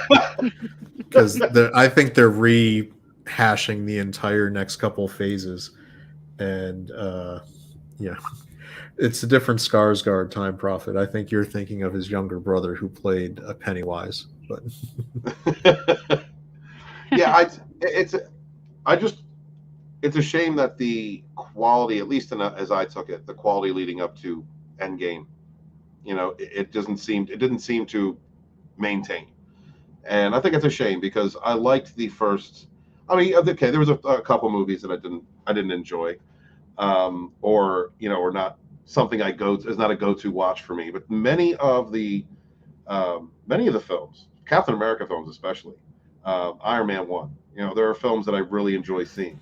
I mean, you can go back and watch Winter Soldier like anytime, and Yes. it's just it holds up, and it's just because it's a cohesive, standalone narrative that builds. If you've watched all the Marvel stuff, it builds on it, and if you watch the Captain America first movie, it's a good direct sequel, but it exists as a standalone movie that gives you all the information you need to enjoy that movie without doing any homework. And and the early Marvel movies did that. Like, it rewarded you if you watched all of them, but you could go in blind, not having seen the other stuff, and you could still enjoy those movies because they made sense. They gave you the information you needed, and they were cohesive. Winter Soldier was the best one, in my opinion. For that, I'm a big Captain America fan, and I really like the way the fact that it showed it really gave the template when we were talking about Superman earlier, how you can do Superman in a modern version. You don't make Superman different. You keep Superman a Boy Scout and make the drama come from Superman being a Boy Scout in a world that's so different than what a Boy Scout can live in. And you get natural drama from that, just like you did in Winter Soldier, where Captain America lives up to the American ideals, and so when he sees what SHIELD was going to do with all these things, he's like, this doesn't sound right, this is wrong, I'm going to stand up to it, and it's drama, and it works. Agreed. Well said, little Chad. Thank you, brother. All right, thank you guys in the chat so much for being here. We appreciate you. What's up, Sentinel? Good to see you, man. Yep, the world hates Boy Scouts, don't they? Yeah, man. Thank you for being here, guys. Please smash the like button, share out the link. Thank you, everybody watching on every platform out there. We greatly appreciate you. If you would please subscribe to Sporking News Podcast. Great shows, great panels. Some of the best you'll find on all of YouTube right here on Sporking News Podcast. Thank you guys so much for being here. We're going to move on to our review of the first 2 episodes in season 2 of The Mayor of Kingstown, which I didn't want to stop. Tina, I didn't want to stop. I got to the end of the episodes. I just wanted to keep going. Oh, I know. These are good. And I mean, I just rewatched them before the stream tonight, and I'm like, I really understand why someone who would be totally enraptured by accidentally watching the first 2 episodes of season 2 to then so okay, maybe I better go back to that season 1 that that wasn't so great, because it gives you a little bit of like remember stage plays, there's irony. Like, I had that irony because I knew kind of what went down at the end of season 1 already, but it almost made it better when I was watching everything that led up to it. Oh, all right. I'm sorry. And I'm gonna show all my themes here. I have not presented before, so you need to talk me through it, Stephen. Do I just click present and pick a window, or what happens after I click present? Hold on. Wrong button. Click share. Click on the window. There should be a box that should come up, and then it should bring it up beneath, down next to your name, and then I can bring it up on screen. Okay, so it says it's sharing is easiest with 2 monitors. I'm gonna share my screen, but how do I know which one to share? Oh, that's how I do it. Okay. Lil Chad, if you would like to do an outro and bow out, or you can stick around, that's entirely up to you, brother. I guess he stepped away. Okay. All right. I mean, if he wasn't on the panel, he'd still be watching, so. All right, Tina, take it away. Thank you so much. Tis true. All righty, no problem. So we all remember where we're coming back to when we left our friends last week. All hell went loose in the prison, and this is the aftermath. So, in the wake of the Kingstown prison riot, violence and chaos ensue in the newly formed tent city. Mike and Bunny discuss what must be done to solve the leadership void inside, and Kyle begins a new job with the state police. Oh my Lord, poor Kyle. What exactly? What are your overall thoughts about what happened to poor Kyle there, Stephen? Poor Kyle thought he was getting a better job, and he did, but he was working. The state trooper that they assigned him with did not have his experience, did not have his background, did not deal with the things that he had dealt with in Kingstown. So he had no, he wasn't observant. He didn't have situational awareness. There was no preemptive worry or, taking a look at the environment and, seeing the potential dangers. And Kyle is noticing this the whole first episode, and it's making him a little nuts because he's used to his life being in danger all the time. And, from his perspective, the trooper that he's been assigned with, who has a superiority attitude, you're new to me, even though you've been a cop for 12 years in an inner city, in a dangerous city. And I know better, which is that kind of superiority is not a good mentality for a law enforcement officer to have, in my opinion. I would say there's a middle ground. Kyle was way too gung-ho in a lot of circumstances. And okay. Yes, the senior guy was a little too lax, but there's a middle ground. Like, that lax exterior is actually a good way to present when you're dealing with suspects. Mm-hmm.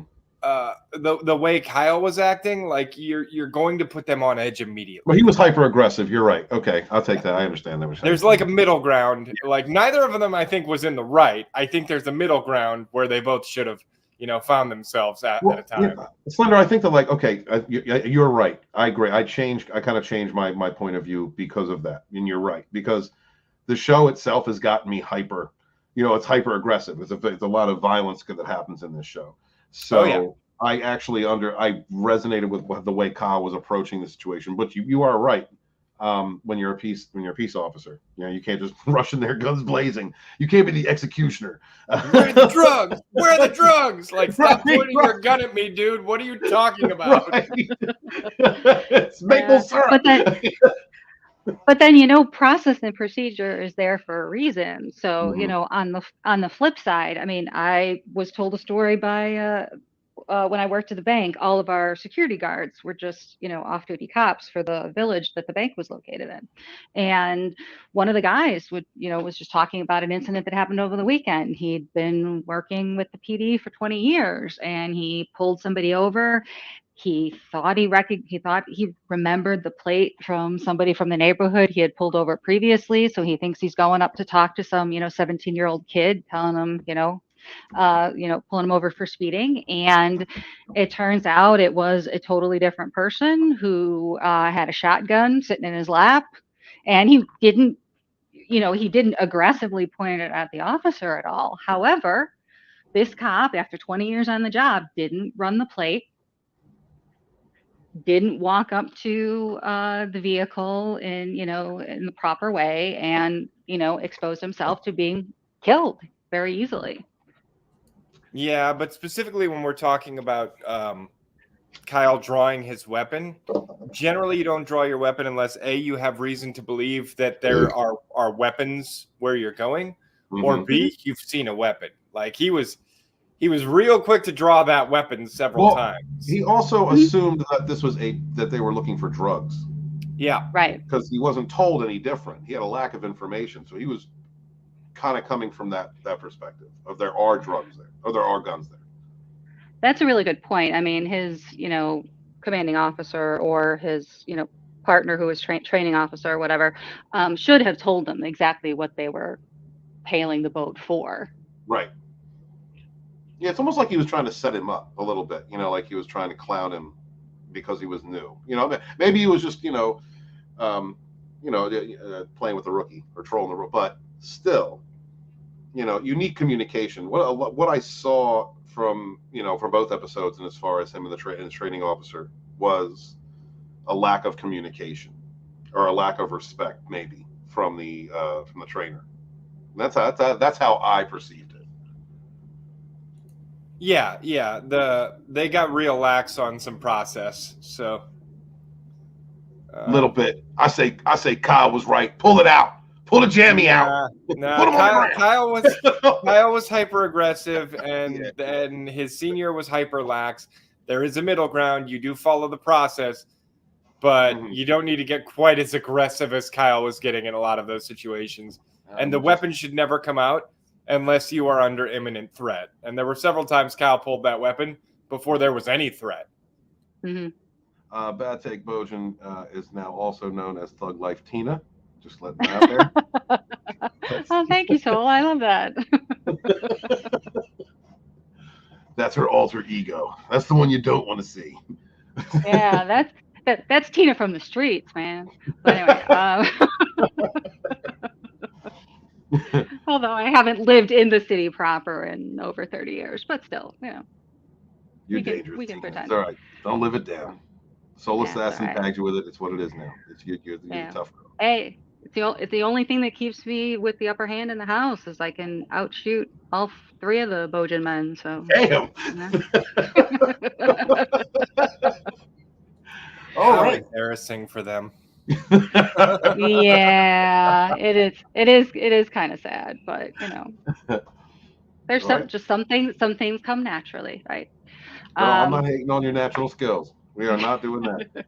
We are in check on this panel, Tina. All right, Thug Life Tina. We're in check. It's all good. All righty. Well, besides our friend Kyle, who had a really crappy first couple of days on the job, Mike, as we know, takes Iris out to the boat in the middle of the lake because neither one of them can sleep. Mm-hmm. So he never sleeps. She can't fall asleep. So the boat's going to be this great thing in the world. So then Iris is thrilled. Somebody did something nice for her. And it's nice. She's thrilled.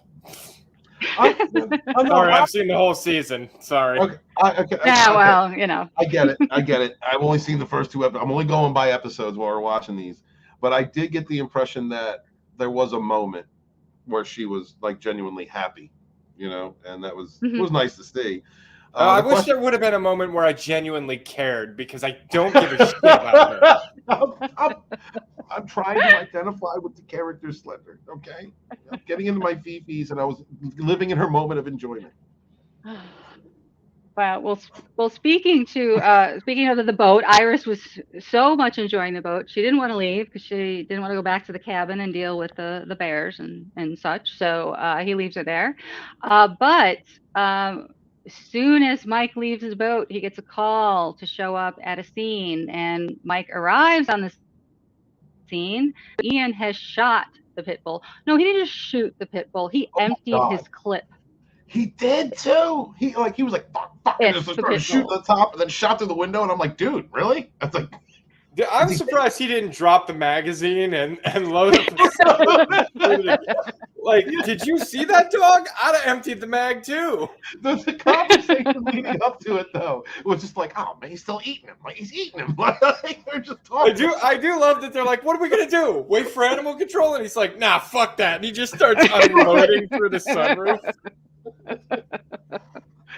I mean, here's the thing, right? Given what the dog has done, they're going to put it down either way. He just accelerated the process. Yes. And he oversaturated the process is what he did. That was a shame. But Mike's reaction when he shows up and he's like, oh my geez, warn me first.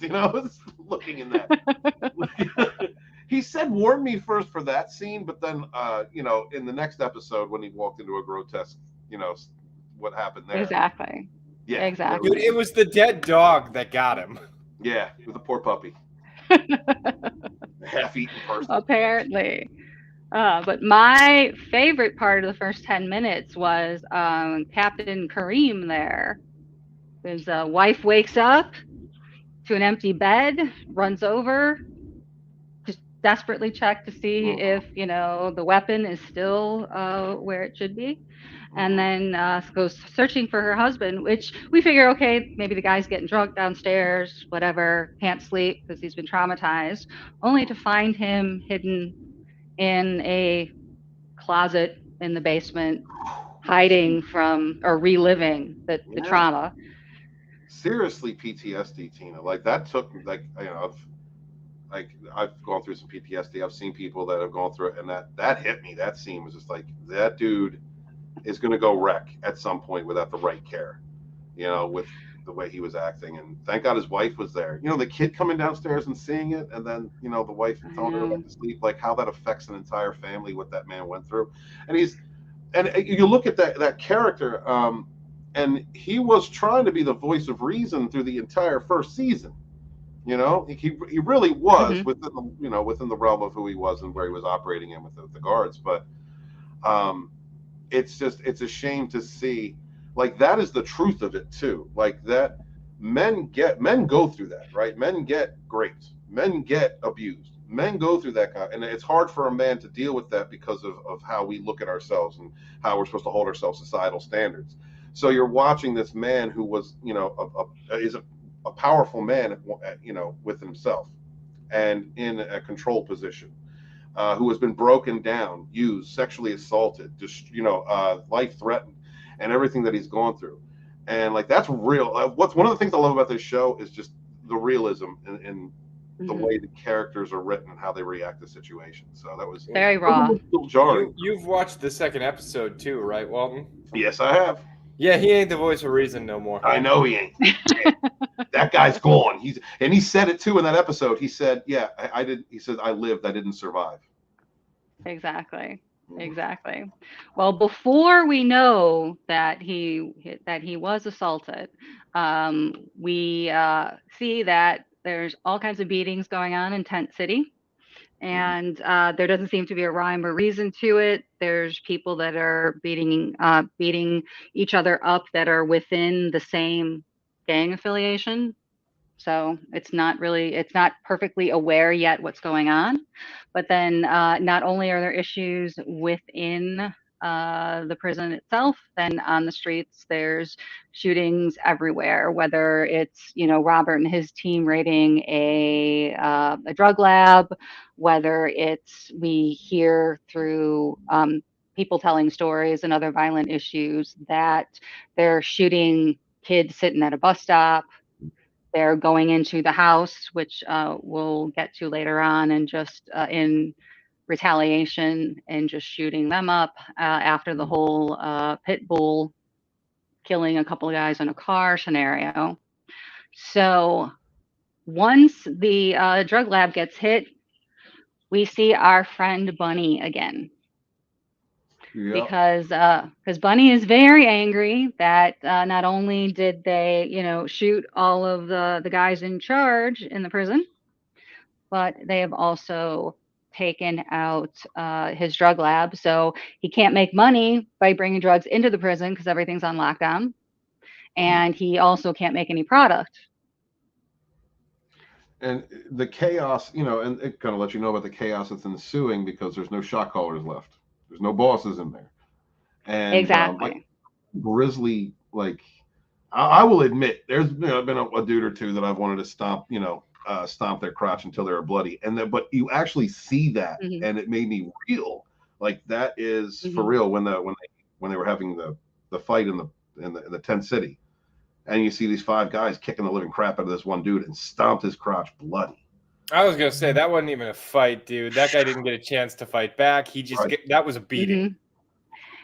Absolutely. They were definitely eliminating the competition. And one of the things that this summary does not include is what you just mentioned, Stephen, about the fact that the reason why all hell is breaking loose in the prison on the streets is because of the fact that all of the bosses have been killed and there's no one in charge. And, you know, Mike explains to the audience in a voiceover as well as conversations with the cops and the guards who should already know this, that if there aren't any leaders on the inside, it means nobody's running the outside. Well, they're making the same. You know, Slender had brought up, you know, this season leads into a lot of the issues in the second season, and it's to me, it's the guards and the police not learning their lessons. You know, they put the screws to the prisoners, and they created a riot. And now they're putting the screws on even harder after everything that happened. And you know, I'm wondering why there's this chaos. They're not even caring. Like the prison guards aren't even caring about what's going on in Tent City.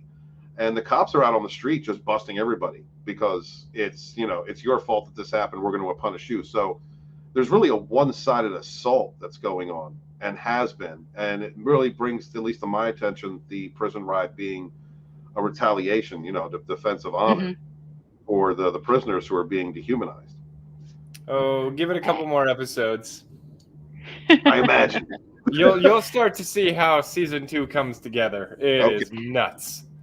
Exactly. And what really disturbs me, that, you know, the issues with the cops and the guards, is that as a 15-year-old, I took sociology for the first time. And granted, this was in, you know, the mid to late 80s. So it was pre-woke a lot. And one of the big tenets that we learned even in the first week of class was that you can only oppress a population till the point that they have nothing left to lose. And that's where these prisoners are right now. Yeah. Yeah, you have to make sure if you are trying to control a population like that, that they always have something to lose. Right. Exactly. Which is messed up, but it's true. Exactly. And just so we also know, too bad Matt's not here to talk about his favorite character, Miriam. Yeah. But the women are not doing much better over in their prison, although they didn't have a riot to the same level as which our lovely gentleman did. But they did beat the crap out of each other. So, and because of the riot in the men's prison.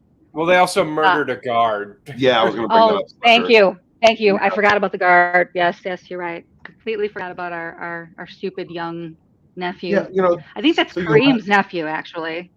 Yeah.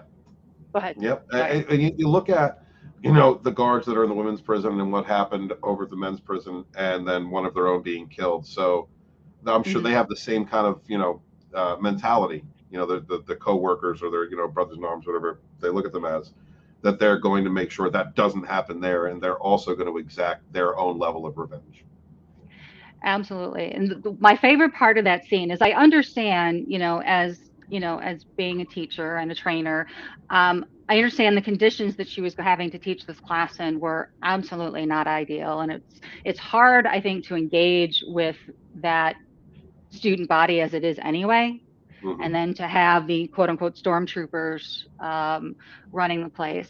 I loved when she said, well, unless you guys can leave, class is canceled. I love that her sanctimonious ass was handed right back at her. Okay, class is over. Oh, I love that shit. That was like my favorite part. Like, it's like, all right then, everybody, you heard her. Get up, class is over. Exactly. Like she got worse. I don't know how she did it, but she got worse in season 2. Yes, I completely agree. So one of the things I don't see here in the summary either is Kareem's conversation with the psychiatrist before getting approved to return to duty. It is a complete 180 from what we saw in the beginning few minutes of the episode, where he's having a complete breakdown at home with his wife, and he is completely, absolutely in control, totally stoic, lying his ass off to that psychiatrist about the fact that I'm fine, I have no need for revenge, I don't know what everybody was talking about, I wasn't assaulted. If I was, I'd be denial. Exactly. Yeah, and also, you know where that character is headed. You know, like Slender, I get it. Yeah, you know what you were saying about him, because to go the level of PTSD that he was displaying, and then going, no, nothing happened to me. I just want to get back to work for my family. And he's asked, are you looking for any kind of, any kind of vengeance? And he's like, no, not at all. Yes, you are. Like, that's the first thing I thought was he's going to go in there, find the people that did that to him, and kill them. Like, that was my first thought. You know, I was like, this dude has been changed. irreparably. And dude, I don't think he even cares if he finds the people that did it to him. They're all the same to him at this point. Mm-hmm. Yeah. Oh, good point. Absolutely good point. So our well-adjusted Kareem goes back to work, and exactly. He gets back to work, and not only is he just one of the lead guards, he's now the interim warden. So, which means he's in an even worse position for someone with his emotional and psychological state. Yeah. So I don't know if he orders it or if his second in command, I forget what that character's name is, the guy with the shaved sides and the long shaggy hair on top. The douchebag hair, yeah. Yes, that guy. But they do present him with the three men. And what I found was really interesting is I understand him not wanting to look these guys in the eyes after what they allegedly did to him. Mm-hmm. Would you want everybody to know that these are the guys that assaulted you? Well, there's a couple things here. First, I really don't think his second in command did this. I think it was his call. Okay. And second, this is like deep into kind of military mindset, but if you can see their faces, it humanizes them. And it's a lot harder to beat the fuck out of a human. Right. Like, I hate to be the one to say that, but like, there's a reason that you dehumanize your enemy often with things like, slurs. It's because the less human they seem, the easier they are to kill. Right. And I would imagine this is a similar situation where you don't want to see their faces, not because it brings memories back or anything else, but because it humanizes them, and it will make it harder for you to unleash that anger that you've been, trying desperately to find a way to vent. Mm-hmm. That makes a lot of sense. Yeah. Thank you. And we can only tell Stephen that the little act that he performs as he beats the crap out of these three guys is going to come back to haunt Kareem later in the season. I believe it would. This whole series so far has been about cause and effect and karma. Nothing in this season happens without purpose. Like, it all comes back around. Mm-hmm. Sounds like good writing to me. I know, kind of scary. Like some foreshadowing, some introducing of characters, some actual character development, and realistic. Some proper use of Chekhov's guns. Right. Very true. There's a fleeting moment that we'll see more of later on in the season, but Rebecca lets Mike know that he's gotten a third call from Wendy Morris, who is a representative with the private or corporately run, however you want to put it, prison. That they want to talk to him because I guess they're making a move on the prisons in Kingstown. So he doesn't care. He's all worried about the fact that Milo must have gotten out. So he goes to ask Miss. I believe she is the interim DA because they don't have a new DA yet. But she's at the coroner's office because there were, I don't remember the numbers, but it was absolutely outrageous. There were, a couple hundred dead. And many of the bodies were, burned beyond recognition. And because of the fact that apparently Kingstown is in the middle of nowhere and they don't have backups of their records, they don't have offsite servers, they have nothing saved to the cloud. But they're trying to say that everything that could identify these prisoners is gone. So it is. They're trying to use fingerprints, which isn't working out too well for the bodies. But all Mike wants to know from Evelyn is, did you find Milo's body? Is he dead? Yeah, she can't. Go ahead. That's a hell of a trigger for him, and I could see that monster growing into something greater. I'm actually glad that he escaped because he's going to be a great villain. Also, Evelyn, the character from the first season to the second season, I really am starting to like her character now. In the second season, there's a lot more sustenance to her, some more depth, and I like the way that her character has been involved in this so far in these 2 episodes. Yeah, I loved the conversation that he had with her after that one gang house was shot up, and he was trying to tease her about why she's single, and trying to make her laugh, and totally on point. And it was a good moment. It hit me, I think, the same way that Mad thought about when Bunny and Mike were talking about the constellations. Yeah, it was like a human moment in the middle of all of this chaos. Yeah, I agree. I like that character more than I have. She seems more depth, more likable, at least in as far as like how she's responding to situations. Because just in the scene in the morgue when he walks in, he's the smell of it, and he had to cover up the smell. I forget the name. I forget the stuff that he put on his nose. But it's basically Vicks Vapor Rub. Vicks Vapor. Yeah. But just the idea. Yeah, I was also thinking the same thing, Tina. I'm like, okay, so they got rid of the servers and the computers and the files and all that stuff. Like they didn't have anything off-site. Like, how backwards, backwards are they? As far as technology, because you would think that there would have been something off-site to have that information, that it would have collected that information. Yeah, but it kind of makes sense if you think about government always cutting costs. Right. And it's an absolute shame. But then we spend a couple of moments with Mike, because they gotta get Iris off the boat because Milo's out there.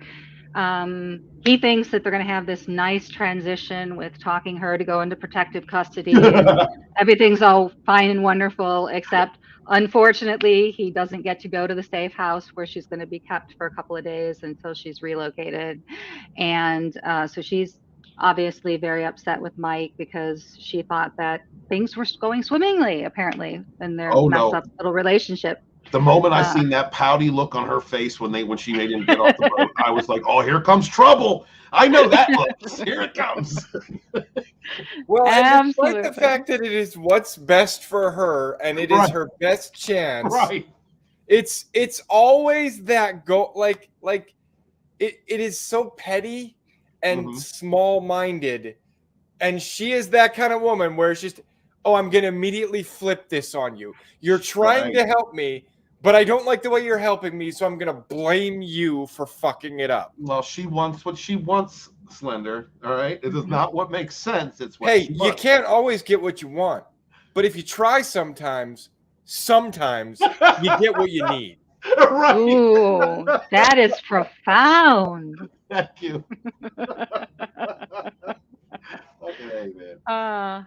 Well, one of my favorite also parts of the episode is our favorite character, Miriam, walking out of the corner store, liquor store, whatever it is, and she gets robbed by just some teenager. Yeah, where is Mad when we get the episode where Miriam gets beat up and robbed? I know. And of course, she has a messiah complex, so she wants to save this child, so she decides not to press charges, and is extremely upset with Ian and Stevie, the detectives, for the condition that the boy is brought back to her in, and says basically that he's not going to have an opportunity to kill someone. It's that the cops are going to end up killing him instead, which is And I can tell you guys right now that is 100% liberal progressive thinking. I know I grew up around it. It's poisonous. The overstep from the police in that situation is charging him with a weapon when he didn't use a weapon in the assault. And her issue is getting in her fifis and being a savior, and not letting them arrest him for the assault and robbery. That might have changed his life, being put on probation, You know, it was his first offense. Probably he would have been put on probation for it. You know, she could have come into court. She could have said, I just want probation. And, you know, that may have changed the direction of his life. But instead, you're going to let him get away scot-free. And who knows? You know, she's hoping probably that he's going to see this, you know, the sacrifice made by this woman that he attacked, and he's going to change his life profoundly. But most likely he's just going to slip right back into the culture that he grew up in that caused him to be the way that he is. It's sad, but that's the way that I see it. Oh, absolutely. So we move on to our second episode, and you know, chaos ensuing both inside the prison and out. So, and then Mike, now on top of the fact that he's got that disaster to deal with, Iris ran away from her FBI or whomever from the federal government. Don't touch me. Her. So he decides, well, I need to put her away safely. And it's really funny when he starts talking about how the fact that he needs to deal with something first. You know, like, it's weird. Like, I don't know if he means it as in he doesn't want to mention that it's Iris to anyone, or does he really think of her now as a burden? Absolutely, he does. Because he's got to deal with her first. There is a strange attraction that he has with her, which is her MO, and that's how she gets attachments with someone to make them feel bad. So he absolutely has kind of a, I want to hit that, but I don't. I know it's bad for me vibe. He also wants to protect this innocent, you know, the person he looks at some point in her life is innocent. She has been victimized. This is why she is the way that she is. Someone needs to be looking out for this person. So yes, he's going to put himself in harm's way. And at the same time, he is fucking ashamed to even know this person. So that I understood all that. I understood where Mike was coming from. No, he didn't want to have to say it because he knows that if he tells anybody that he's doing anything to help this person out, that any person with a rational mind is going to go, what the fuck? Yeah, so that is... Yes, because that is what we as the audience did. Yes! Exactly. Like, come on, Mike, pull your head out of your ass, man. Mike, throw it out, man. It's going to kill you. It's a Black Widow. Get rid of it. Like, I'm screaming at the screen. Dude, throw it away. Throw it away. But at the end of the episode, I think my fears were justified. That's all I'm going to say. Oh, well, I mean, absolutely. I mean, I can't believe that he went to contact Rebecca. Like, okay, the last time he left this woman with somebody, they killed 2 FBI agents. Right. So he's going to have his assistant go ahead and deal with it. I mean, that doesn't make any sense, right? So of course, well, she's smarter than those FBI agents. Well, yeah, that's awesome. That's very true. So instead of him dumping Iris on Rebecca, he figures the next best thing apparently is to bring him home so that Kyle can babysit her. What a great move. Kyle hasn't been through enough already. I'd just like to mention that. He has not been through enough. And now he's going to get the Black Widow dropped off on his doorstep while he's got mom already coming at him about the pregnant girlfriend or the wife. Yeah, like, no shit, right? Like, Kyle is in a bad way, yes. And you are putting him in a position to stick his dick in crazy. Yes. Why are you doing this? My man. Absolutely. Like, she will chew him up and spit him out, and she can smell his blood in the water. Come on. Right. So, and, you know, obviously Iris doesn't want to be there. She tries to leave, you know, but, you know, mom, once again, her messianic complex, she's gonna save Iris. So everything's fine. And that they're going to keep an eye on her and whatnot. They put her off in a bedroom, and Mike goes off to deal with the insanity, which is showing up to the crime scene with that drive-by shooting that we mentioned earlier, that the whole house is shot up. There's dozens of victims. That was insane. And that whole scene was nuts. When the girl came outside to call the police because she was shot in the stomach, and she just starts talking to 911, and then her head gets blown off. I was like, oh my, that is so real. It's scary. You know, like the chaos that's going on. If you don't feel like any you have, as a human being, you got to have some compassion, you know, when you're looking at that, because it's okay. They are living the thug life, like that is the gangster life, and so however you want to look at it, you put yourself in your own position, make your own life decisions, and put yourself in a dangerous situation or whatnot. But like that girl was too young to go out like that. There was kids in that house. There was. Here's the thing, dude. Either you stay the hell away from that shit, or you learn to flip the switch. Like, because if you can't flip that switch, if you can't turn off that emotion and become a cold-blooded killer, like you will not survive in a situation like that. Oh, as we saw with those girls, they should not have been there. Right. Mm-hmm. Yep. And aside from the trauma itself inside the house, they find that one of the shooters from, I forget which one is Bunny, these Crips or Bloods. I don't. Thank you. So that it is. Yeah. So it's obviously the Crips that attack the Bloods in retaliation for the fact that the Bloods apparently were the ones that shot up a bunch of kids at a bus stop. So they find one of the guys with basically his stomach open and not much time to live. But that's when Mike learns, which is reinforced later on when he talks to Bunny, that Bunny didn't call the shot. That once again, there's still all kinds of chaos. So he decides that he needs a plan, tells Bunny that he's got to trust him because what he has in mind is not going to be easy to take.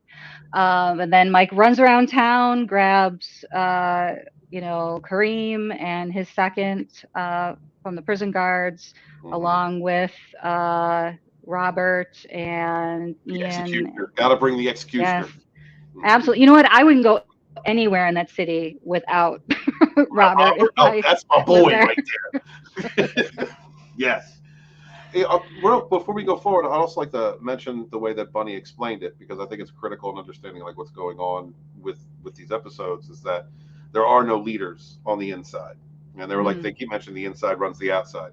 And because there's no leaders, everyone's trying to prove themselves. So there are decisions being made on the fly so that a potential person can become a potential boss. And that's why you have this havoc that's going on in the city. Absolutely. So Mike pretty much calls everybody, like we said, the guards, the cops, calls the DA and says, I got a plan, and she agrees to it, and then gets the heads of all four of the gangs to meet together, and they go through this whole process of getting frisked, and basically I think the only ones who don't know what's going on are the actual gang members. Yeah, shot callers. They don't know what's up. Exactly. So that's a scary part. But sure enough, what they've agreed upon is that these four guys are going to get put into Gen Pop in the prison. They are going to be charged with whatever. I think it was like felony possession of a handgun or whatever, and a couple of them are on parole, so it's like they're supposed to be an automatic 10 years, but the agreement is that these guys are going to go on the inside, they're going to establish order, and then the DA is going to drop the charges. So this way it's kind of like they're just visiting friends in prison and they're going to get out. Yeah, right, like it's going to go that smooth.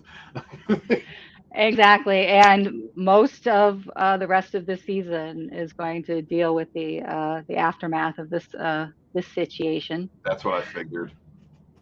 This situation does not resolve itself quickly or easily. Really, it's not going to be as clean as Mike tried to present it to be. No, I mean, I thought it was just going to be like Count of Monte Cristo style. We go in there, we take our knife, snick, we back out. Right. Exactly. But it didn't happen that way, weirdly. Dude, I was watching the previews for the next episode, and I saw Bunny with a black eye, and I said, oh, shit, this is going to get bad. Oh, that's right. You haven't seen that yet. No, I'm waiting. I can't believe you're able to wait. Like, it's hard to do, this man. season is good. Yes. I'm very impressed with your self-control because. Well, I have to rewind it every time I go because my roommate went through the whole season ahead of me. Like he couldn't stop watching it. I'm like, I get it. I don't want to stop. But oh yeah, and the season finale for season 2 was just this past week. Oh, so we filmed season 2? Yes, we did. So yeah, and it's good. Okay. It is good. But we go back to Mike now that everybody's in jail and dealing with all those issues. Is Mike goes home, and guess who isn't in the bedroom she was put in 18 hours earlier? Get out of here. I don't believe it. The cluster B went off. Get out. Yep. So, of course, we take a little bit of time to chat or to look into Kyle's day, and now they're not just going after a boatload of syrup smugglers.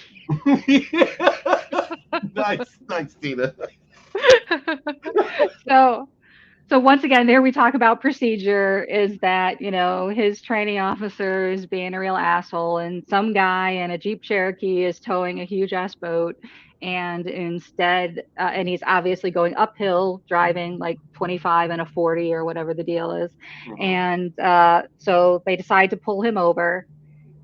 Or not they. It's weird when you think about it, because that boat, he might have just been going slow because that was as much as he could get out of the vehicle towing a boat uphill like that. Right. What's what I'm thinking? Like, how much of a dick do you have to be to a cop dick to pull somebody over because they're pulling a load uphill? Exactly. I mean, and that's the point that Kyle was trying to make, but his training officer firmly believed that this was a drunk driver. So instead of, after the guy stops, instead of running the plate and doing anything, the guy just gets up nonchalantly, walks up to the driver's side, and gets immediately blown away. Yeah, and you got to be careful with those too, because if I remember correctly, like statistically speaking, that is one of the most dangerous interactions a police officer has, is a routine traffic stop. Yeah. And in that case, Kyle was 100% correct in dealing with it. He wanted to be safe. Had he been safe, that might not have happened the way it did. But that officer lost his life because he wasn't following procedure. He had no situational awareness of what was going on. And that is how our town lost its canine officer 12 years ago. Is routine traffic stop. It was an intoxicated driver with a weapon, and when the officer went to go take cover back behind his vehicle, and Little Echo did his job, which was to stop the bad guy. But unfortunately, he was shot just about as often as that pit bull was inside the car in the previous episode. So we have yet to get a new canine officer in our town. But anyway, sorry. Yeah, it's very, very sad. So the scary part is after Kyle shoots the driver and the passenger, he realizes that, hey, there was a baby sitting in the back seat. Yeah. And he just shot over that baby's head multiple times. So, yeah, I don't know exactly why he shot the passenger. That, okay, I guess it's hard to say, like, who had the weapon, but you shot the driver, then you shot the passenger. If you didn't see a weapon, or there weren't shots, I don't know. That might have been a bad call. I mean, your officer down. You just saw your partner get blown away, right? And so, I think there's the assumption. I guess I think that he erred on the side of caution, to be honest with you, in that situation. Yeah, but the problem with that is there are very specific circumstances in which you can use deadly force. Yep. And I do not believe he had confirmation on the passenger, unfortunately. Yeah, I agree. Exactly.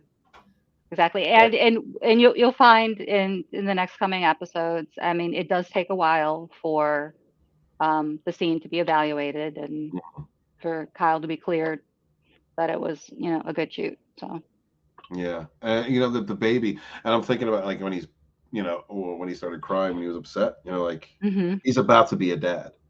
Yep. And then he just killed parents of this infant, just made this infant an orphan, so it's. I guess the parents shouldn't have shot his partner. I mean, true that. But I killed a murderer. Hold on. You just said what about the passenger? You don't know what happened with the passenger, and at the same time. Here's the thing: if the passenger then looked like they were going for the gun, yeah, I'd have shot her. But it's not about my feelings on the matter. It's about whether or not it's a clean kill. And unfortunately, I don't think the passenger was a clean kill. I absolutely agree, because I mean, we don't know if this. I couldn't tell how old the guy was, so I didn't know if this was grandfather or father, driving. But I mean, the guy could be completely dirty, and his wife have no freaking clue that he's, running drugs. Right. Yeah, or the guy could have been drunk, and the wife could have been sitting there going, "Don't do this, honey. Please don't do this. Please don't do this. Don't do it." Right. And then got shot in the back of the head for trouble, Right. Exactly. This is why it's a very dangerous and it's a very tricky situation. Like, yes, we know that the driver shot your partner.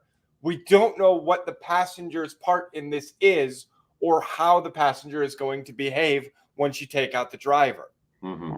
And if this would have happened in Chicago over the weekend, that officer would have lost his job. It would not have been a clean shoot.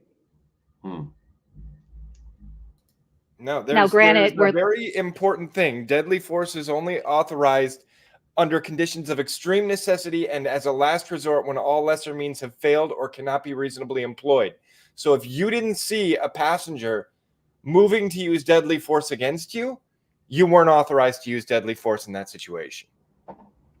Exactly. Okay. It's a tough call, which is why these men and women should be respected. Now, granted, the ones that are well-trained and following procedure, I mean, because we all know there's bad cops out there, just like there's bad teachers and, bad bankers. Right. Agreed. I love the conversation. Yes. And then my favorite part of this episode is when Iris is lost. That's your favorite part? Well, as in I mean, because the whole episode is just tragedy after tragedy after tragedy. And here you have a person who, he heard the speech from Mike, she heard the speech from Mike. You can have a second chance. Mm-hmm. So, of course, what does this person do? Go right back to what got her into trouble to begin with. Yep. Exactly. Right. Yep. I have a chance to live my life and be a good person and have a good new fresh start, but I'm gonna go back to Satan. Yeah. Uh-huh. I was when I saw that, I just I just shook my head, man. Because I was gonna say, were any of us surprised? No, I wasn't. Really. I wasn't. No. And then he's like, she's got her head in his lap, and he's consoling her. He's the one that had the order that sent her to the Aryans, whatever they're called, whatever they were. You know what I mean? Did you forget that part? Of course she did, because she needs to be abused. He had you act as a whore for him. Uh-huh. He then sent you to work at his strip club. He then had his second in command beat the shit out of you and break your fingers. Uh-huh. He then sold you to the Aryans to basically be a fuck doll. But deep down, he's really a good guy, and he takes care of me. That's bad life choices. You get bad life choices. That's an example of a person who does not want to learn from their mistakes or heal themselves. Fool me once, shame on me. Fool me once, shame on you. Fool me twice, shame on me. She's been fooled like 7 times now. No, and I think this is a part of trafficking that the average person isn't aware of.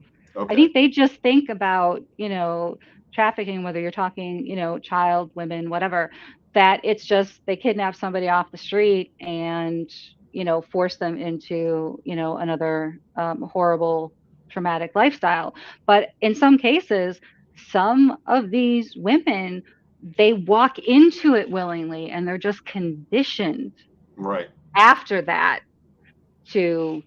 Yeah, she got some kind of Stockholm syndrome. Exactly. Absolutely. Yeah, but you're right.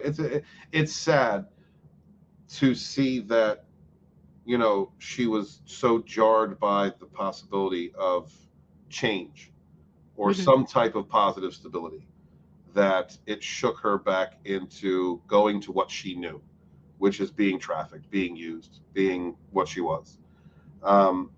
It is sad. I mean, it's depressing, you know, like I'm definitely being facetious about it, but those are her choices, and I can see, I'm waiting I want to see how the rest of the season unfolds and how this drama works, because I want to see Mike's reaction to it. I need to, at this point, see how Mike reacts to her going back to Milo. Exactly. That's why I hope Mad can join us in future episodes, because Yes. Because Iris is a big part of the rest of the season. Is she? I would imagine. I mean, she's in the credits. And, we didn't see too much of her in the first episode, but I figured, you know, we got to fill in we got to establish what the second season, how it's going to run. But I'm whether I like any of these characters or not, I enjoy the acting. I enjoy the actors. I really love the writing. Whether a character is brought in for a few scenes or not, they are established and flushed out enough that you're at least in some level invested in that character and what's going on or what happens to them. And so I can't say enough good things about this show. I'm so glad Matt recommended this and that we're covering it, because it's and whether you like the characters or not, they're all compelling. Yes. Like, there are no cardboard cutouts in a lot of them. Absolutely. And I find that I really appreciate the narration. Yeah. At least at the beginning of many of the episodes when it occurs. Yeah. I think it's really insightful, and I think it also helps, you know, those of us in the audience who, you know, can't relate to certain aspects of the scenario. Bless you. So when someone, you know, someone would say, well, gosh, who would want to work there? Who would want to live there? Where they have to kind of explain to you, kind of like Mike did when he was talking to Iris about going into protection, is the people who live in this town can't get out. And there's a reason for that, you know. Yeah. Well done. I mean, I know we still have a paragraph to go, but I just want to emphasize again, Tina said it earlier, I was going to say it in the beginning, but I wanted to say I understand why Slender went back. So when you missed and saw the first 2 episodes of the season and then went back and watched the first, I totally get it. So good. Such a great beginning to a season. Absolutely. And I wonder if they could have maybe not have killed Mitch in the first episode, and maybe had an episode similar to the first one of the second season that had a lot of action, had a lot of characters being introduced in a rapid succession, and have that to catch people, and then to, you know, have Mike get shot maybe in the second episode. And on the off chance that anyone from this production is watching this, I would love in a series on Robert the Executioner. Just give me that. Give me him taking criminals all day long, and I'll be happy. Thank you. Oh yeah, give him a damn spinoff. Yes, he needs a spinoff. Yeah, have him go back to his military service. That might be interesting. And I mean, and we know that Taylor Sheridan has no problem doing spinoffs. So there we go. Yeah, I'd watch the shit out of one that went back to his military service. That'd be cool. Yeah. I think that'd be really, really great. So yeah, let's end it out. Go ahead, sweetheart. I'm sorry. Oh no, just to say, just the last paragraph is our gang leaders arrive at the prison, and the crowd start to give them shit until they realize who it is. And then they all shut up real quick. Exactly. Buddy looking at him and said, "Yeah, there's the devil." I know. I love that. What did he say? Something like, you know, you guys must not have been praying to God or whatever, because you're seeing the devil now, kind of thing. That was awesome. Or something like that, Tina. I was clapping when I heard that when he said that line. Yeah, that was very, very sweet. So there's where our heroes, or if you can call any of them heroes, are left at the end of episode 2. Iris is my hero. I mean, they're not the heroes we deserve. They're the heroes we need right now. Exactly. Thank you so much, Tina. I appreciate you guiding us through that. No problem. Happy to help. Yeah, and we are at the 2-hour 18 mark. And Bill Chad, thank you for hanging out, man. I would have been listening anyway, so just put it on mute and Appreciate listen to you guys talk on StreamYards. So, yeah, I think we'll go around the horn, and we will start with our guest, Lil Chad. Tell them where they can find you, brother. Promote anything you'd like to. Well, myself and Slender co-host our own show that we stream on Friday nights around 9 p.m. Eastern time called the Ascendant Art Podcast here on YouTube. So if you guys want to come and hang out, we missed last week because Slender takes St. Patrick's Day really seriously, and so he needed the night off. But we're going to be back this week because I convinced him to watch Picard season 3. So we're going to be reviewing the newest episode of that. Nice. Because I think I got him to enjoy, because he was surprised that he had a Paramount Plus subscription, even though he's been watching Mayor of Kingstown to review it with you guys this whole time. Yeah, I don't understand how Amazon works. I don't know if my subscription started when I tried to watch Mayor of Kingstown or what, but I had a subscription. Night, well, surprise. It's like a surprise finger, you know. Yeah, so we'll be reviewing, I guess it's going to be episode 6 this week, and probably discuss the first 5 episodes because they've been so good, along with whatever other topics come up. So hopefully everybody will come on over and subscribe on that channel too and enjoy our podcast. Absolutely, guys. Please subscribe and follow and support Lil Chad. Hey, if you guys want to, I'm going to be covering the latest episode of Picard on Rogue this weekend. You're welcome to join if you got time. So, sweet. Yep, 7 p.m. Eastern Standard Time this Saturday. And next up is the sexy Slender Dad. I mean, well, Lil Chad covered most of it. I also have been tooling around a little with doing some gameplay on my own YouTube channel, and my voice is pretty well recovered from the cold I had running for a while. So hopefully I can get back into a project that requires me to do quite a bit of reading and voice changing. So, but that's back on. So maybe that'll be done in a couple of weeks. All right, cool, man. Thank you so much for being here. And next up is Bad Take, or tonight we have Thug Life, Tina Bojan. Hey, well, of course, I'm here on Wednesdays, thanks to Scott, or actually thanks to Matt allowing women on the panel. It took him a while. But he had to warm up. Yeah. Exactly, but he's finally used to it. And then when I'm not here, I spend the weekends with the folks from Rogue Entertainment. So Friday and Sundays are on Vinny Art's channel, and Saturdays with our lovely host, Mr. Stephen Welton. Thank you, Tina. Thank you so much for being here, guys. Appreciate you. Whether you're watching on Rumble, Odyssey, or YouTube, we greatly appreciate you guys being here. Please consider subscribing. Check out the other shows on this channel. Nothing but the best panels, and some of the best people around. The realest on all of YouTube. I greatly appreciate you guys. And I'm going to use the ending member credits and try and act like a professional for Scotty. Guys, thank you so much for being here. We greatly appreciate you. And looking forward to seeing you next week. Take care of yourselves. Remember to subscribe to everybody on the panel. Support your independent creators out there, whether they're making books or they're podcasts, Twitch streamers, whatever the case may be. We don't have an industry to support us. We only have each other, and we rise together. I am author Stephen Walton, the Fandom Menace historian. Remember to wash your hands, wash your ass, be good to each other, and suffer no fools. Peace.